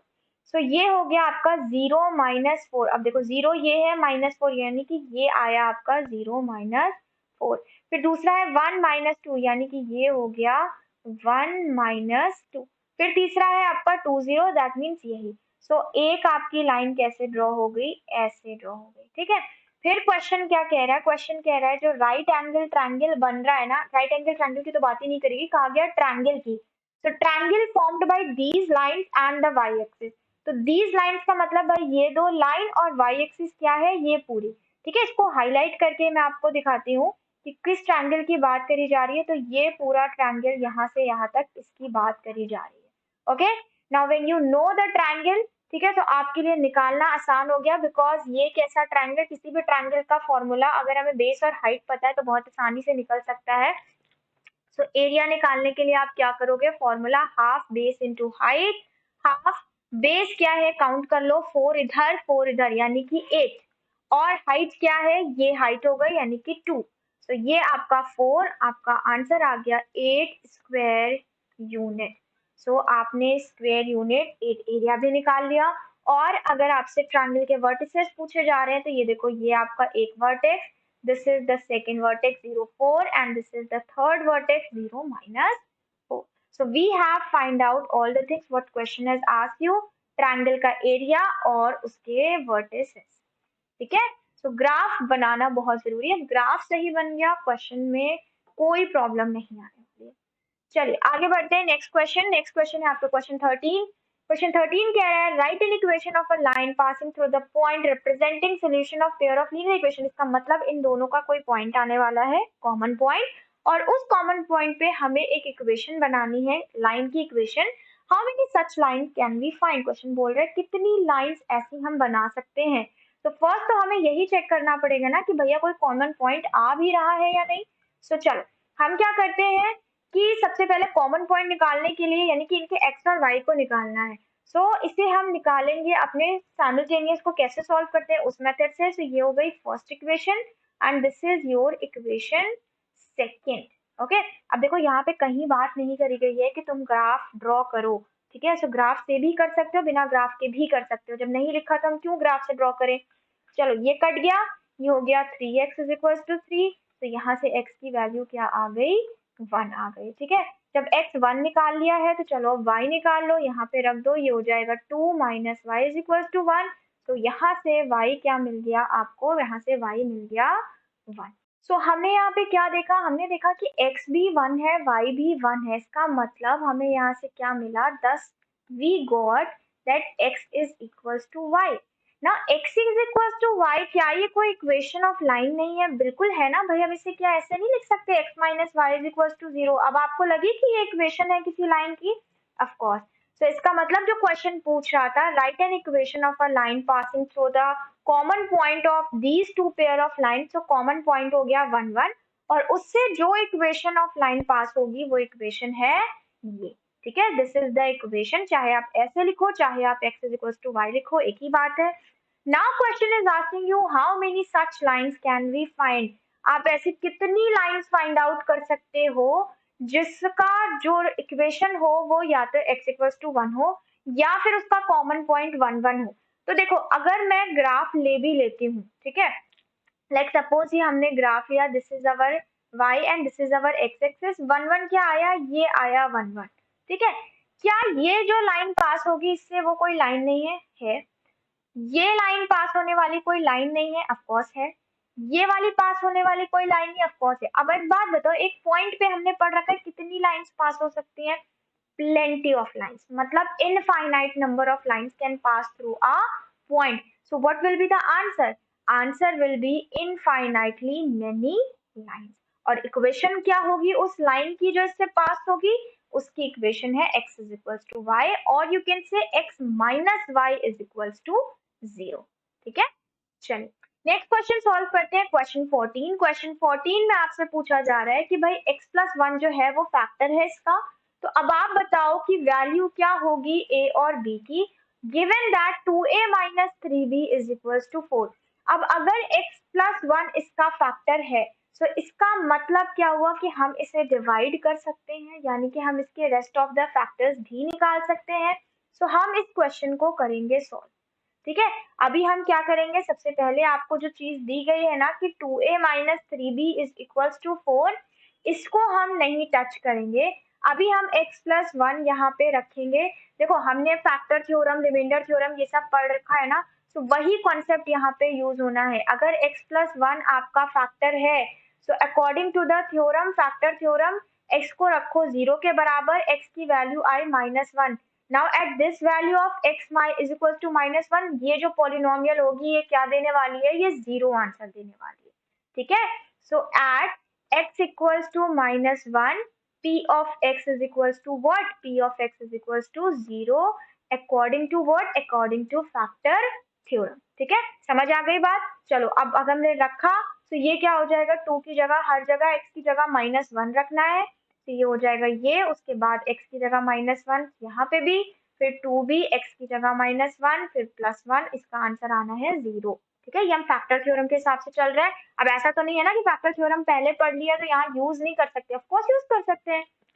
आंसर क्या आया, -2, ये हो गया आपका +a, ये हो गया -2b, +1 इज इक्वल टू 0। यहाँ से आपको मिला a माइनस 2b, -1 हो जाएगा, उधर लेके चले जाओ 1। so this is the equation first, and given equation second क्या है, given है आपको that 2a minus 3b is equals to 4। ठीक है, तो ये हो गई आपकी इक्वेशन नंबर 2। अब हम क्या कर सकते हैं, इसको साइमल्टेनियस या एलिमिनेशन दोनों से सॉल्व कर सकते हैं। तो मैं क्या करने वाली हूँ, मैं एलिमिनेशन लगा रही हूँ, दोनों तरफ 2 से कर दो मल्टीप्लाई। तो ये हो जाएगा 2a minus 4b is equals to 2। नीचे आपका माइनस कर दो फोर्थ वाली इक्वेशन, तो ये हो गया +3b इज इक्वल्स टू -4। इससे आपका कट गया, हमें क्या मिला, -b is equals to -2। This implies b is equals to, b की वैल्यू आ गई 2। अब इनमें से किसी में भी रख के निकाल लो a की वैल्यू, क्या हो जाएगा, a -2 multiply 2 is equals to 1। So a की वैल्यू आ गई 5। a और b पूछा जा रहा था, a आ गया 5, b आ गया 2, चेक कर लो। तो यस, हमारा आंसर बिल्कुल सही है। तो बस हमें थोड़ा सा कॉन्सेप्ट ध्यान में रखना था कि भाई ये फैक्टर है, तो इसका मतलब हम इसको रख सकते हैं, x की वैल्यू रखने पे इसका रिमाइंडर 0 आएगा। उस कॉन्सेप्ट को यूज किया और हमारा आंसर आ गया। ओके, चलिए आगे बढ़ते हैं। आगे है आपका क्वेश्चन नंबर 15। क्वेश्चन 15 क्या कह रहा है कि angles of a triangle are this, मतलब x, y एंड 40 डिग्री, ये सारे एंगल्स है ट्रायंगल के। जो डिफरेंस है between two angles of x and y is 30 degree. ठीक है, तो हमें बनानी है सबसे पहले इक्वेशन, बिकॉज अब हमें इक्वेशन दी नहीं है। ठीक है, so angles of a triangle are x y and 40 degree, तो हम यहाँ पे लगा सकते हैं ना angle sum property that x plus y plus 40 is equal to 180, लगा सकते हैं। This is given in the question according to question. और दूसरा आपका बोला जा रहा है क्या कि भाई दूसरी इक्वेशन है x plus y is equal to 30 degree. ठीक है, कोई दिक्कत नहीं। अब यहाँ आप इसको थोड़ा सा सिंप्लीफाई कर सकते हो ना कि भाई x plus y is equal to 140 degree, ये हो गई फर्स्ट, ये हो गया x plus y is equal to 30 degree. This is equation number second, right. अब जरा ध्यान दो, यहाँ पे क्या हो रहा है कि यहाँ पे आपका x प्लस वाई, यहाँ पे भी, अच्छा सॉरी गलत लिख दिया, ये डिफरेंस है, तो सेम नहीं हो सकता, ये x माइनस वाई और this is x minus y. Now it's very easy, देखते ही सॉल्व हो गया भाई, ये कट जाएगा, दोनों को ऐड कर दो तो 2x is equal to 170 degree. ठीक है, तो x क्या हो जाएगा, x आपका आ गया 816 यानी कि 85 डिग्री, ये x की वैल्यू आ गई। फिर आपसे क्वेश्चन बोल रहा है भाई y भी निकालो, तो y किसी भी इक्वेशन में रख के निकाल दो, यहाँ पे रख दो 85 degree, just a second, okay, 85 degree minus y is equal to 30 degree, तो y आपका आ गया 55 डिग्री। So x है 85, y है 55, let's check it. So x is 55, अब x y नहीं दिया है तो 55 85 दोनों में से कोई भी, बट x ही 55 है, so x आपका नहीं सॉरी x 85 है, y 55 है। ठीक है, चल नेक्स्ट चलते हैं हम नेक्स्ट क्वेश्चन पे।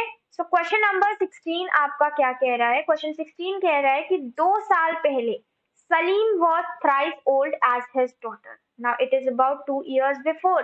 सो अगर हम एज्यूम करें लेट द प्रेजेंट एज, ठीक है, सबसे पहले आपको एज्यूम करना पड़ेगा, हमेशा क्वेश्चन को प्रेजेंट एज से ही रख के सॉल्व किया करो। Okay, let the present age of Salim be s, और कभी भी एक्स वाई मत लेना, जो नाम लिखा है उसके इनिशियल लेटर को अपना लेटर वेरिएबल बना लो। Okay, present age of Salim be S and present age of next, उसकी डॉटर की बात हो रही है, ऑफ हिज डॉटर, तो यहाँ पे डॉटर है तो आप डॉटर के लिए ले लो डी। ठीक है, अब क्वेश्चन पे आ जाओ, according to question, question first में क्या कह रहा है, 2 साल पहले, 2 साल पहले सलीम क्या होगा, 2 साल छोटा, और उसकी डॉटर क्या होगी, वो भी 2 साल छोटी होगी। Salim was thrice old as his daughter, मतलब 2 साल पहले ये अपनी डॉटर का 3 गुना था, एक इक्वेशन। दूसरी बात कही जा रही है 6 years लेटर, 6 साल बाद, ठीक है, 6 साल बाद की बात हो रही है, यानी कि अब हम इनकी एज, प्रेजेंट एज लेके चल रहे हैं, तो 6 साल बाद ये हो जाएंगे s+6 और डॉटर भी हो जाएगी 6 साल बड़ी। He will be 4 years older than twice her age, ठीक है, यानी कि he will be 4 years older, यानी कि इस टाइम पे ये 4 साल बड़ा होगा, वो भी अपनी डॉटर की एज के ट्वाइस कर ले तब। से ये हो गई आपकी दोनों इक्वेशन। अब हम इन्हें थोड़ा सा सिंप्लीफाई करेंगे और इनसे बनाएंगे अपनी थर्ड और फोर्थ इक्वेशन एंड देन उसे सॉल्व करेंगे, बिकॉज आप देख रहे हो यहाँ पे सॉल्व हो सकता है। सो फर्स्ट हम करते हैं इसको सॉल्व। क्या मिला आपको, s minus two is equal to 3d minus 6, यहाँ से आपको क्या मिला that s is equal s minus 3d is equal to minus 6 plus 2 क्या हो जाएगा -4। तो ये हो गई आपकी थर्ड इक्वेशन। अब आ जाओ इसे सॉल्व करने पे, इसे सॉल्व करोगे तो आपको क्या मिला, s plus 6 is equal to 4 plus 2d plus 12, ठीक है, ये हो जाएगा आपका क्या, s minus 2d is equal to 12 plus 4 क्या होता है 16, 16 में 6 गया 10। so this is equation number 4। now you have two equations, equation third and fourth, जिन्हें हम simultaneously solve कर सकते हैं। so next पेज पे लिखते हैं, पहली इक्वेशन है आपकी s minus 3d is equal to -4, okay, दूसरी इक्वेशन है s minus 2d is equal to what, is equal to 10। ठीक है, अब आप क्या करो, दोनों इक्वेशंस का डिफरेंस ले लो, डिफरेंस लोगे तो ये माइनस, ये प्लस, ये माइनस, ये आपका एलिमिनेट हो गया, यहाँ आपको मिला माइनस डी माइनस 14। ठीक है, तो डी की वैल्यू क्या आ गई, यानी डॉटर की प्रेजेंट एज क्या है 14 and it is the right answer. ठीक है, अब आपको निकालनी है किसकी एज, सलीम की एज, तो वो आप किसी में भी रख के निकाल सकते हो। Let's put it here only, like यहाँ पे देखो, यहाँ पे रख देते हैं। तो सलीम की एज क्या आ गई, 3 मल्टीप्लाई 14 कितना हो जाएगा 52 इज इक्वल टू -4, तो ये हो गया आपका 48, यानी कि सलीम की एज 48 ईयर्स है अभी की, बिकॉज क्वेश्चन ने अभी की एज पूछी है। और डॉटर उसकी कितनी साल की है, डॉटर उसकी 14 ईयर्स की।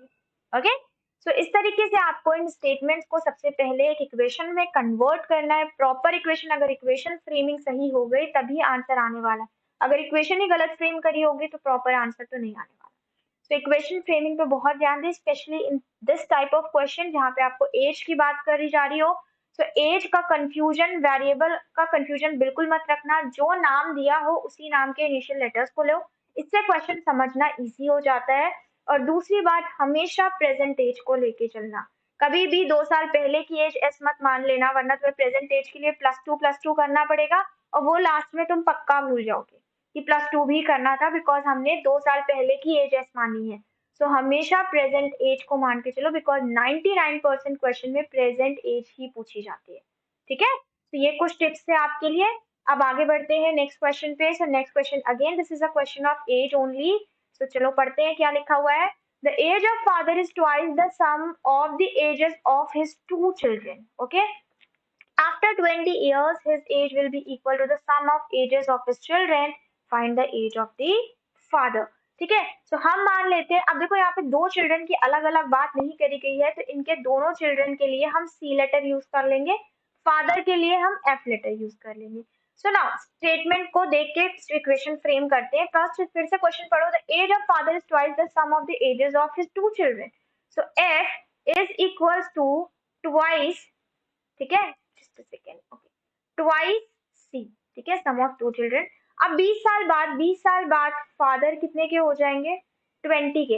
अब अच्छा, अब बहुत ध्यान से देखना, दोनों चिल्ड्रन, 2 बच्चे हैं, अगर वो 20-20 साल बड़े हो रहे हैं तो हमें 20 साल दोनों में बढ़ाने पड़ेंगे। दैट मीन्स उस टाइम पे चिल्ड्रन की एज हो जाएगी C+40। ये ध्यान देना बहुत जरूरी है।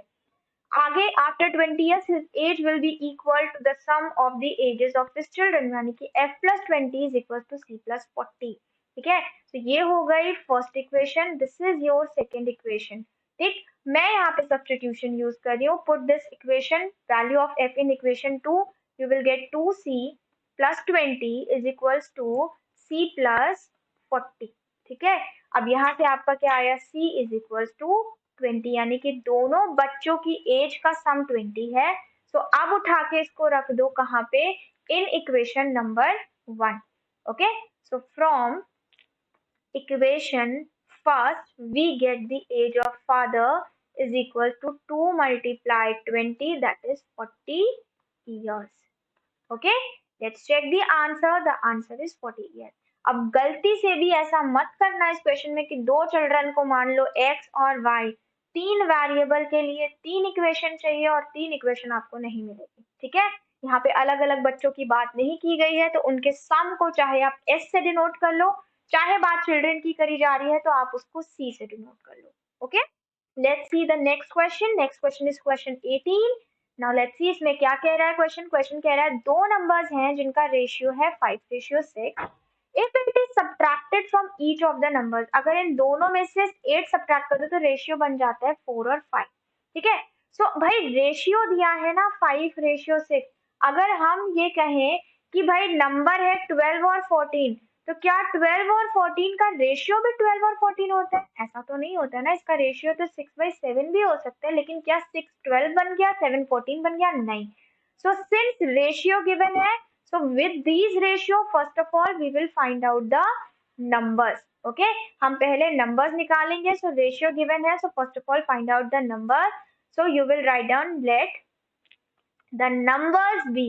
ठीक है, numbers निकालने के लिए आप क्या करो, numbers निकालने के लिए आप बहुत इजी सा काम है, कोई एक लेटर ले लो और उससे इन रेशियो को मल्टीप्लाई कर दो। क्यों सेम लेटर क्यों होगा भाई, देखो जब हम 12 और 14 को डिवाइड करें तो 2 से ही तो कर रहे थे ना, 2 6 12, 2 7 14, अलग अलग से तो डिवाइड नहीं किया, तो सेम नंबर से मल्टीप्लाई करेंगे। अब नंबर हमें नहीं पता है तो हम वेरिएबल ले लेंगे, तो नंबर्स क्या हो गए, let the numbers be 5x and 6x। ठीक है, तो ये होता है कॉन्सेप्ट रेशियो से नंबर बनाने का, कि कोई एक वेरिएबल लेके उनसे मल्टीप्लाई कर दो। अब क्वेश्चन कह रहा था कि अगर 5x में 8 सब्ट्रैक्ट करो और 6x में भी 8 सब्ट्रैक्ट कर दो, तो आपको जो रेशियो मिलता है वो मिलता है 4/5। हो गई हमारी इक्वेशन, इसको कर दो क्रॉस मल्टीप्लाई, क्या मिला आपको 25x minus 40 is equals to 24x minus 32. Let's solve it. तो x आपको मिल गया क्या, 8 के बराबर. फाइंड द नंबर्स, क्वेश्चन बोल रहा है number. So numbers are, numbers तो हम पहले ही निकाल चुके हैं ना कि 5x है और 6x है. So numbers are 5 multiply 8 40 and 6 multiply 8 क्या हो जाएगा 48. Okay, let's check the answer. So the answer is 40 and 48, right? चलिए देखते हैं 19 question. There are some students in the two examination halls A and B. To make the number of students equal in each hall, 10 students are sent from A to B. Okay, now you need to understand the statement very well.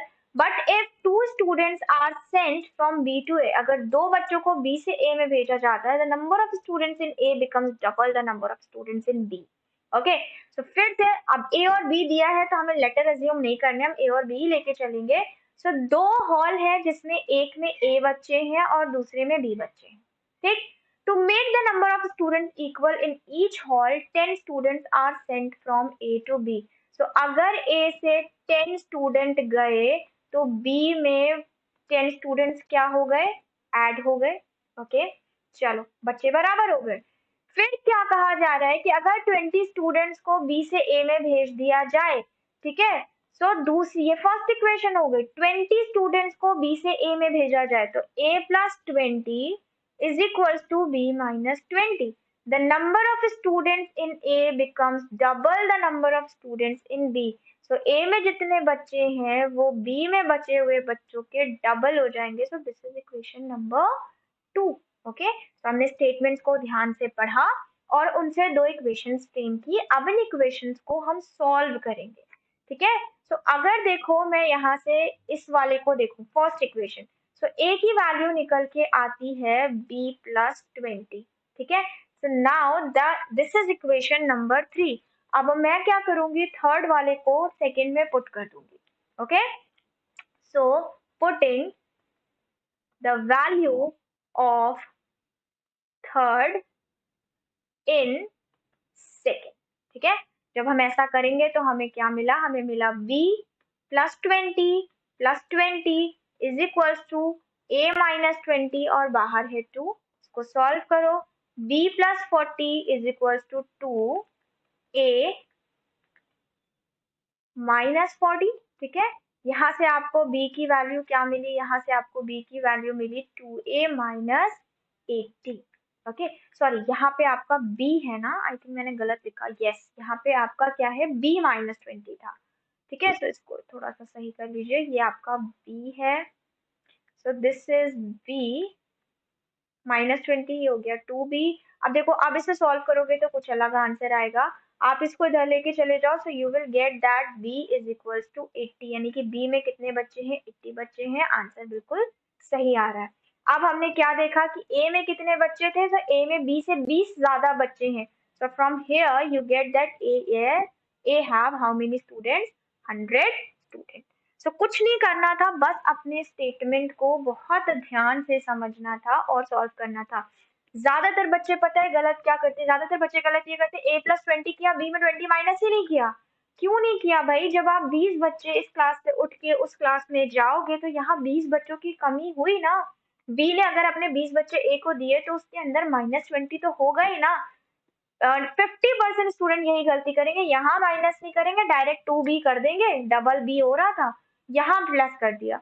So statements को ध्यान देना. अब statements को ध्यान देने से ये जो गलती हुई है ये सही कब होगी, ये सही तब होगी जब आपने बहुत सारी प्रैक्टिस की होगी. जब आप इस तरीके के, नॉट इस तरीके के, लेकिन जब आप ऐसे स्टेटमेंट फ्रेमिंग के 10-15 क्वेश्चंस लगाओगे ना, तब आपको हैबिट हो जाएगी समझने की प्रॉपर और सही इक्वेशन फ्रेम करने की. ओके, चलिए आगे बढ़ते हैं. आगे आपका क्वेश्चन नंबर 20 है. क्वेश्चन 20 कह रहा है, shopkeeper gives books on rent for reading. एक शॉपकीपर है जो बुक्स को रेंट पे देता है ताकि उसे रीड किए जा सके. She takes a fixed charge for the first 2 days. पहले 2 दिन के चार्ज उसके फिक्स्ड है. And an additional charge for each day thereafter. बाकी हर दिन उसका क्या बढ़ता रहता है, हर दिन उसके चार्ज बढ़ते रहते हैं. Latika paid rupees 22 for a book kept for 6 days. ठीक है, 6 दिन उसने बुक रखी, ठीक है, अब 6 दिन उसने बुक रखी तो पहले वाले दिन के लिए, पहले 2 दिन के लिए वो क्या लेती है, वो फिक्स चार्ज लेती है।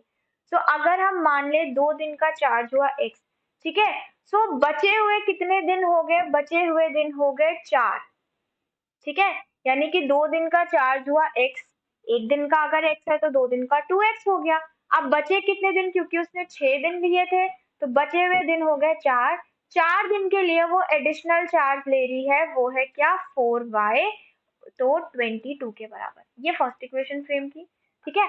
आनंद ने 16 रुपए पे किए, ठीक है, और उसने कितने दिन बुक रखी, उसने सिर्फ 4 दिन, तो शुरुआत के 2 दिन तो प्राइस सेम रहेगा, बट बाकी बचे हुए दिन के लिए क्या हो जाएगा 2y। इक्वेशन बन गई, इसको सॉल्व कर लो, सब्ट्रैक्ट कर दो, ये आपका एलिमिनेट हो गया, यहाँ बचा 2y और यहाँ बचा 6, तो y क्या आ गया, y आ गया 3, यानी कि एडिशनल डेज जो वो बना रही है ना, उसमें कितने चार्ज ले रही है, 3 रुपए ज्यादा ले रही है। अब यहीं से हम निकाल लेंगे x की value, so 2x plus 12 is equals to 22, so this implies x is equals to what, x is equals to 10 upon 2 यानी कि 5 रुपीज। सो एडिशनल जो 2 दिन का चार्ज है वो 5-5 रुपए है, और बाकी एडिशनल चार्ज वो क्या ले रही है, अगर उससे ज्यादा दिन के लिए रखते हो तो 3 रुपए चार्जेस है, पहले 2 दिन के वो है 5-5 रुपए, और बाद में अगर इससे ज्यादा दिन के लिए कोई बुक रखता है तो आपके चार्जेस हैं 3 रुपीज। अब आप इस चीज को ना चेक कर लो, जैसे क्वेश्चन ने बोला कि लतिका ने 22 रुपीज पे किए 6 डेज के लिए, तो देखो 6 डेज का मतलब आपके अगर ये 5 और 6 है, सो 2 दिन उसने 5 रुपीज पे किए, मतलब कि 10 रुपीज पे कर लिए, फिर बचे हुए दिन उसने 3 रुपीज पे किए, ठीक है, यानी कि 3 रुपीज एक्स्ट्रा एडिशनल चार्ज पे करना पड़ रहा है। सो 13 प्लस 3 क्या हो जाएगा आपका 16 प्लस 3 क्या हो जाएगा 19 प्लस 3 क्या हो जाएगा 22 का मतलब हमने सही आंसर निकाला है, ठीक है। अगर आप चाहो तो आनंद के लिए भी चेक कर लो, उसने 4 दिन के लिए बुक रखी, 4 दिन का मतलब पहले दूसरे दिन उसने 10 रुपए लिए, फिर तीसरे दिन 13 रुपीज हो गया, चौथे दिन के लिए 16 रुपीज हो गया, करेक्ट, यानी कि हमने अपना आंसर सही निकाला है। चेक कर लेते हैं, तो यहाँ पे आ रहा है 10 और 3, आई थिंक ये गलत है, 10 नहीं हो सकता, बिकॉज अगर 10 होगा तो फिर आंसर आपका क्या हो जाएगा, गलत हो जाएगा, 22 या 16 नहीं आएंगे, तो this is wrong, answer is 5 rupees है फिक्स्ड चार्ज के, राइट। चलिए आगे क्वेश्चन देखते हैं, क्वेश्चन नंबर 21 हमारा, in a competitive examination 1 mark is awarded for each correct answer, मतलब एक कॉम्पिटिटिव एग्जामिनेशन में एक करेक्ट आंसर के लिए ना आपको 1 मार्क्स का अवार्ड था, मतलब रिवॉर्ड 1 मार्क्स मिलेंगे, while half mark is deducted for every wrong answer, हर गलत आंसर के लिए हाफ मार्क्स को डिडक्ट कर लिया जाएगा। तो अगर x आपका क्या है, मतलब ऐसा है कि लाइक x क्वेश्चन आपने गलत किए तो आपको इसके 1 मार्क्स मिले, यानी कि 1 से मल्टीप्लाई कर दोगे, तो 1 से मल्टीप्लाई करने में भी तो x ही आना है, लेकिन अगर आपने गलत कर दिए तो आपके हाफ मार्क्स डिडक्ट हो जाएंगे, यानी कि गलत करने के मार्क्स अगर y है तो हाफ y डिडक्ट हो जाएगा। Jayanti answered 120 questions and got 90 marks, ठीक है, सो इसका मतलब अगर उसने 120 क्वेश्चंस आंसर किए और 90 मार्क्स उसके आए, तो उसने कुछ क्वेश्चंस तो पक्का गलत किए होंगे ना, तभी तो उसके 90 मार्क्स आए। सो अगर उसने, हम मान लेते हैं x क्वेश्चन सही किए थे जिसके 1 मार्क मिले तो 1x, और y क्वेश्चन गलत किए थे जिसके हाफ मार्क्स डिडक्ट हो रहे हैं, हर क्वेश्चन के तो हाफ y, इन दोनों को ये डिडक्ट हो रहा है ना तो माइनस, और ऐसा करने पे उसे कितना मिल रहा है 90 मार्क्स मिल रहे हैं, ठीक। लेकिन क्वेश्चन कह रहे हैं कितने क्वेश्चन थे, क्वेश्चन थे 120, इसका मतलब चाहे गलत करो या सही, लेकिन गलत और सही मिला के क्वेश्चन तो 120 होने हैं ना, तो ये हो गई आपकी 2 इक्वेशन, ओके। अब आप क्या करो, यहीं पे देखो ये 1 मल्टीप्लाई एक्स तो एक्स ही होगा, तो इसको हटा देते हैं, इसको आप कर लो क्या सब्ट्रैक्ट, ठीक है, तो सब्ट्रैक्ट कर लिया, ये आपका x एलिमिनेट हो गया, यहाँ आपका हो जाएगा -3/2y, और यहाँ पे हो जाएगा -30, माइनस माइनस हट गया, 3 से 30 डिविजिबल, यानी कि y आ गया 20। उसने कितने क्वेश्चन गलत किए, उसने 20 गलत किए, अगर 20 गलत किए 120 में तो सही कितने किए, 100 सही किए, तो चाहे आप यहाँ रख के निकाल लो that x is equals to 100, question ने पूछा सही कितने किए, तो 100 सही किए, चेक कर ले answer, so answer is 100, okay. चलिए नेक्स्ट क्वेश्चन है कि angles of a cyclic quadrilateral are this this this and this, find x y, hence find the values of 4 angles, सारे वैल्यूज भी निकालो और चारों एंगल भी दिए। अब हम एक प्रॉपर्टी तो क्वाड्रिलेटरल की ये जानते हैं ना, एक्चुअल में तो बहुत सारी जानते हैं, बट अभी जो इस पर्टिकुलर क्वेश्चन के लिए जो जरूरी है वो एक प्रॉपर्टी पहली ये है कि चारों एंगल का सम किसके बराबर होगा, 360 के बराबर। और दूसरी प्रॉपर्टी जो इसके लिए जाननी जरूरी है वो ये क्वाड्रिलेटरल की जो अपोजिट एंगल्स होते हैं वो क्या होते हैं, उनका सम होता है 180 के बराबर। ठीक है, तो इन दो प्रॉपर्टीज का हमें यूज करना है। चलिए पहले तो हम करेंगे that angle a plus angle b plus angle c plus angle d is equal to 360 degree. तो हमने रखा value 6x plus 10 plus 5x plus x plus y plus 3y minus 10। मैं डिग्री का साइन नहीं लगा रही हूँ बिकॉज लगाऊंगी ना तो वो ऐसे डॉट जैसा बन जाता है। ठीक है, बिकॉज ये आपका वैसा पेन नहीं है जैसा आपकी कॉपी के लिए जो आप हैंड राइटिंग के लिए यूज करते हो। तो डिग्री बहुत जरूरी है, वो जरूर लगाइएगा।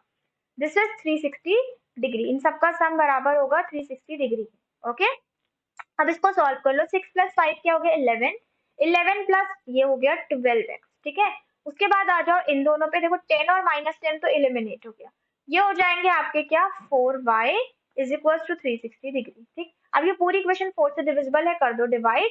तो 3x plus y is equal to 90 degree. This is equation number 1। अब मैंने कहा कि दो जो अपोजिट एंगल्स होते हैं ना उनका सम 180 के बराबर होता है, क्वाड्रिलेटरल की प्रॉपर्टी है ये।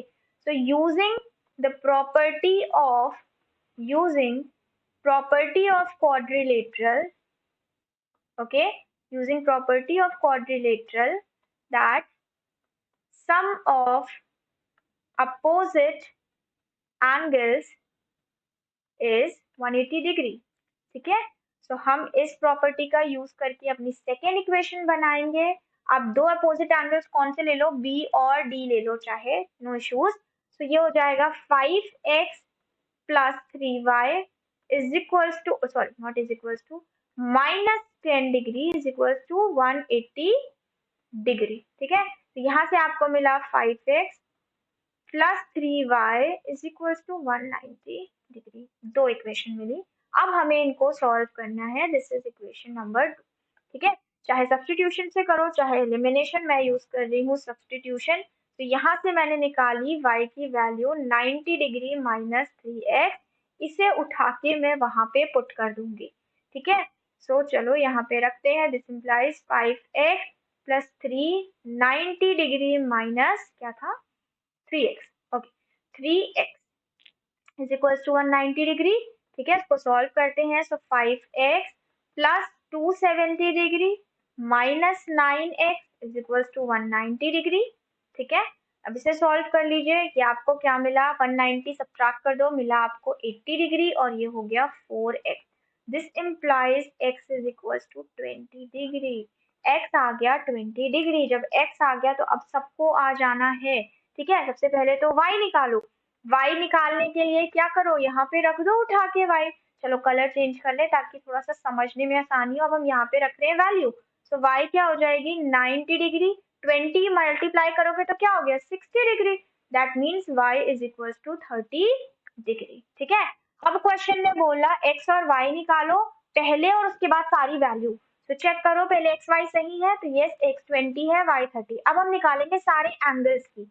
तो a क्या था भाई, एंगल a था, चेक कर लो यहाँ पे, एंगल a था 6x प्लस 10। इसका मतलब 6 मल्टीप्लाई 20 प्लस 10 क्या हो गया 130 डिग्री।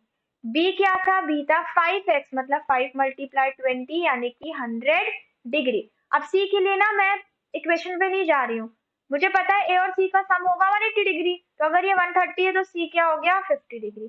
सिमिलरली b और d का सम होगा 180 डिग्री, अगर ये 100 है तो d क्या हो गया 80 डिग्री।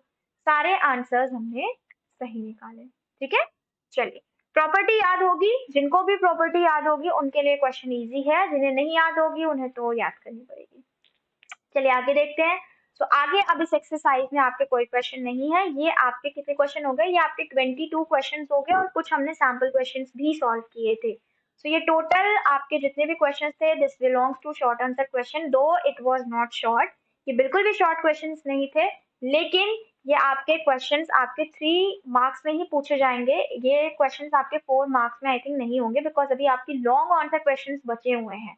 सो आपको नेक्स्ट सेशन में हम उसके बारे में पढ़ाएंगे, so don't miss the session. और एक रिक्वेस्ट ये भी है कि जिन्होंने पुराने सेशंस नहीं देखे हैं वो इस चैप्टर के पुराने सेशंस देख लें, बिकॉज उसमें आपको कंडीशंस के बारे में पढ़ाया गया है, कंडीशंस का जानना बहुत जरूरी है। ओके, और जो आपके ग्राफ के क्वेश्चंस हैं, इट्स माय रिक्वेस्ट कि वो ग्राफ के क्वेश्चन आप अपने हाथों से ग्राफ ड्रॉ करके जरूर चेक करना, ठीक है? बिकॉज प्रैक्टिस नहीं करोगे, खाली देखने से समझ में नहीं आएगा। जो क्वेश्चन आपने देखा उसे एक दिन छोड़ के प्रैक्टिस भी करो, ताकि आपको ये पता रहे कि मैंने कितना समझा आज ये देख के। देख के तो सब लगता है सब समझ में आ रहा है, बट जब खुद करने बैठोगे तब समझ में आएगा कितना वाकई दिमाग में घुसा। ओके, चलिए मिलेंगे नेक्स्ट सेशन में, जिसमें हम लास्ट एक्सरसाइज डिस्कस करेंगे इस चैप्टर की। तब तक के लिए आप प्रैक्टिस करो।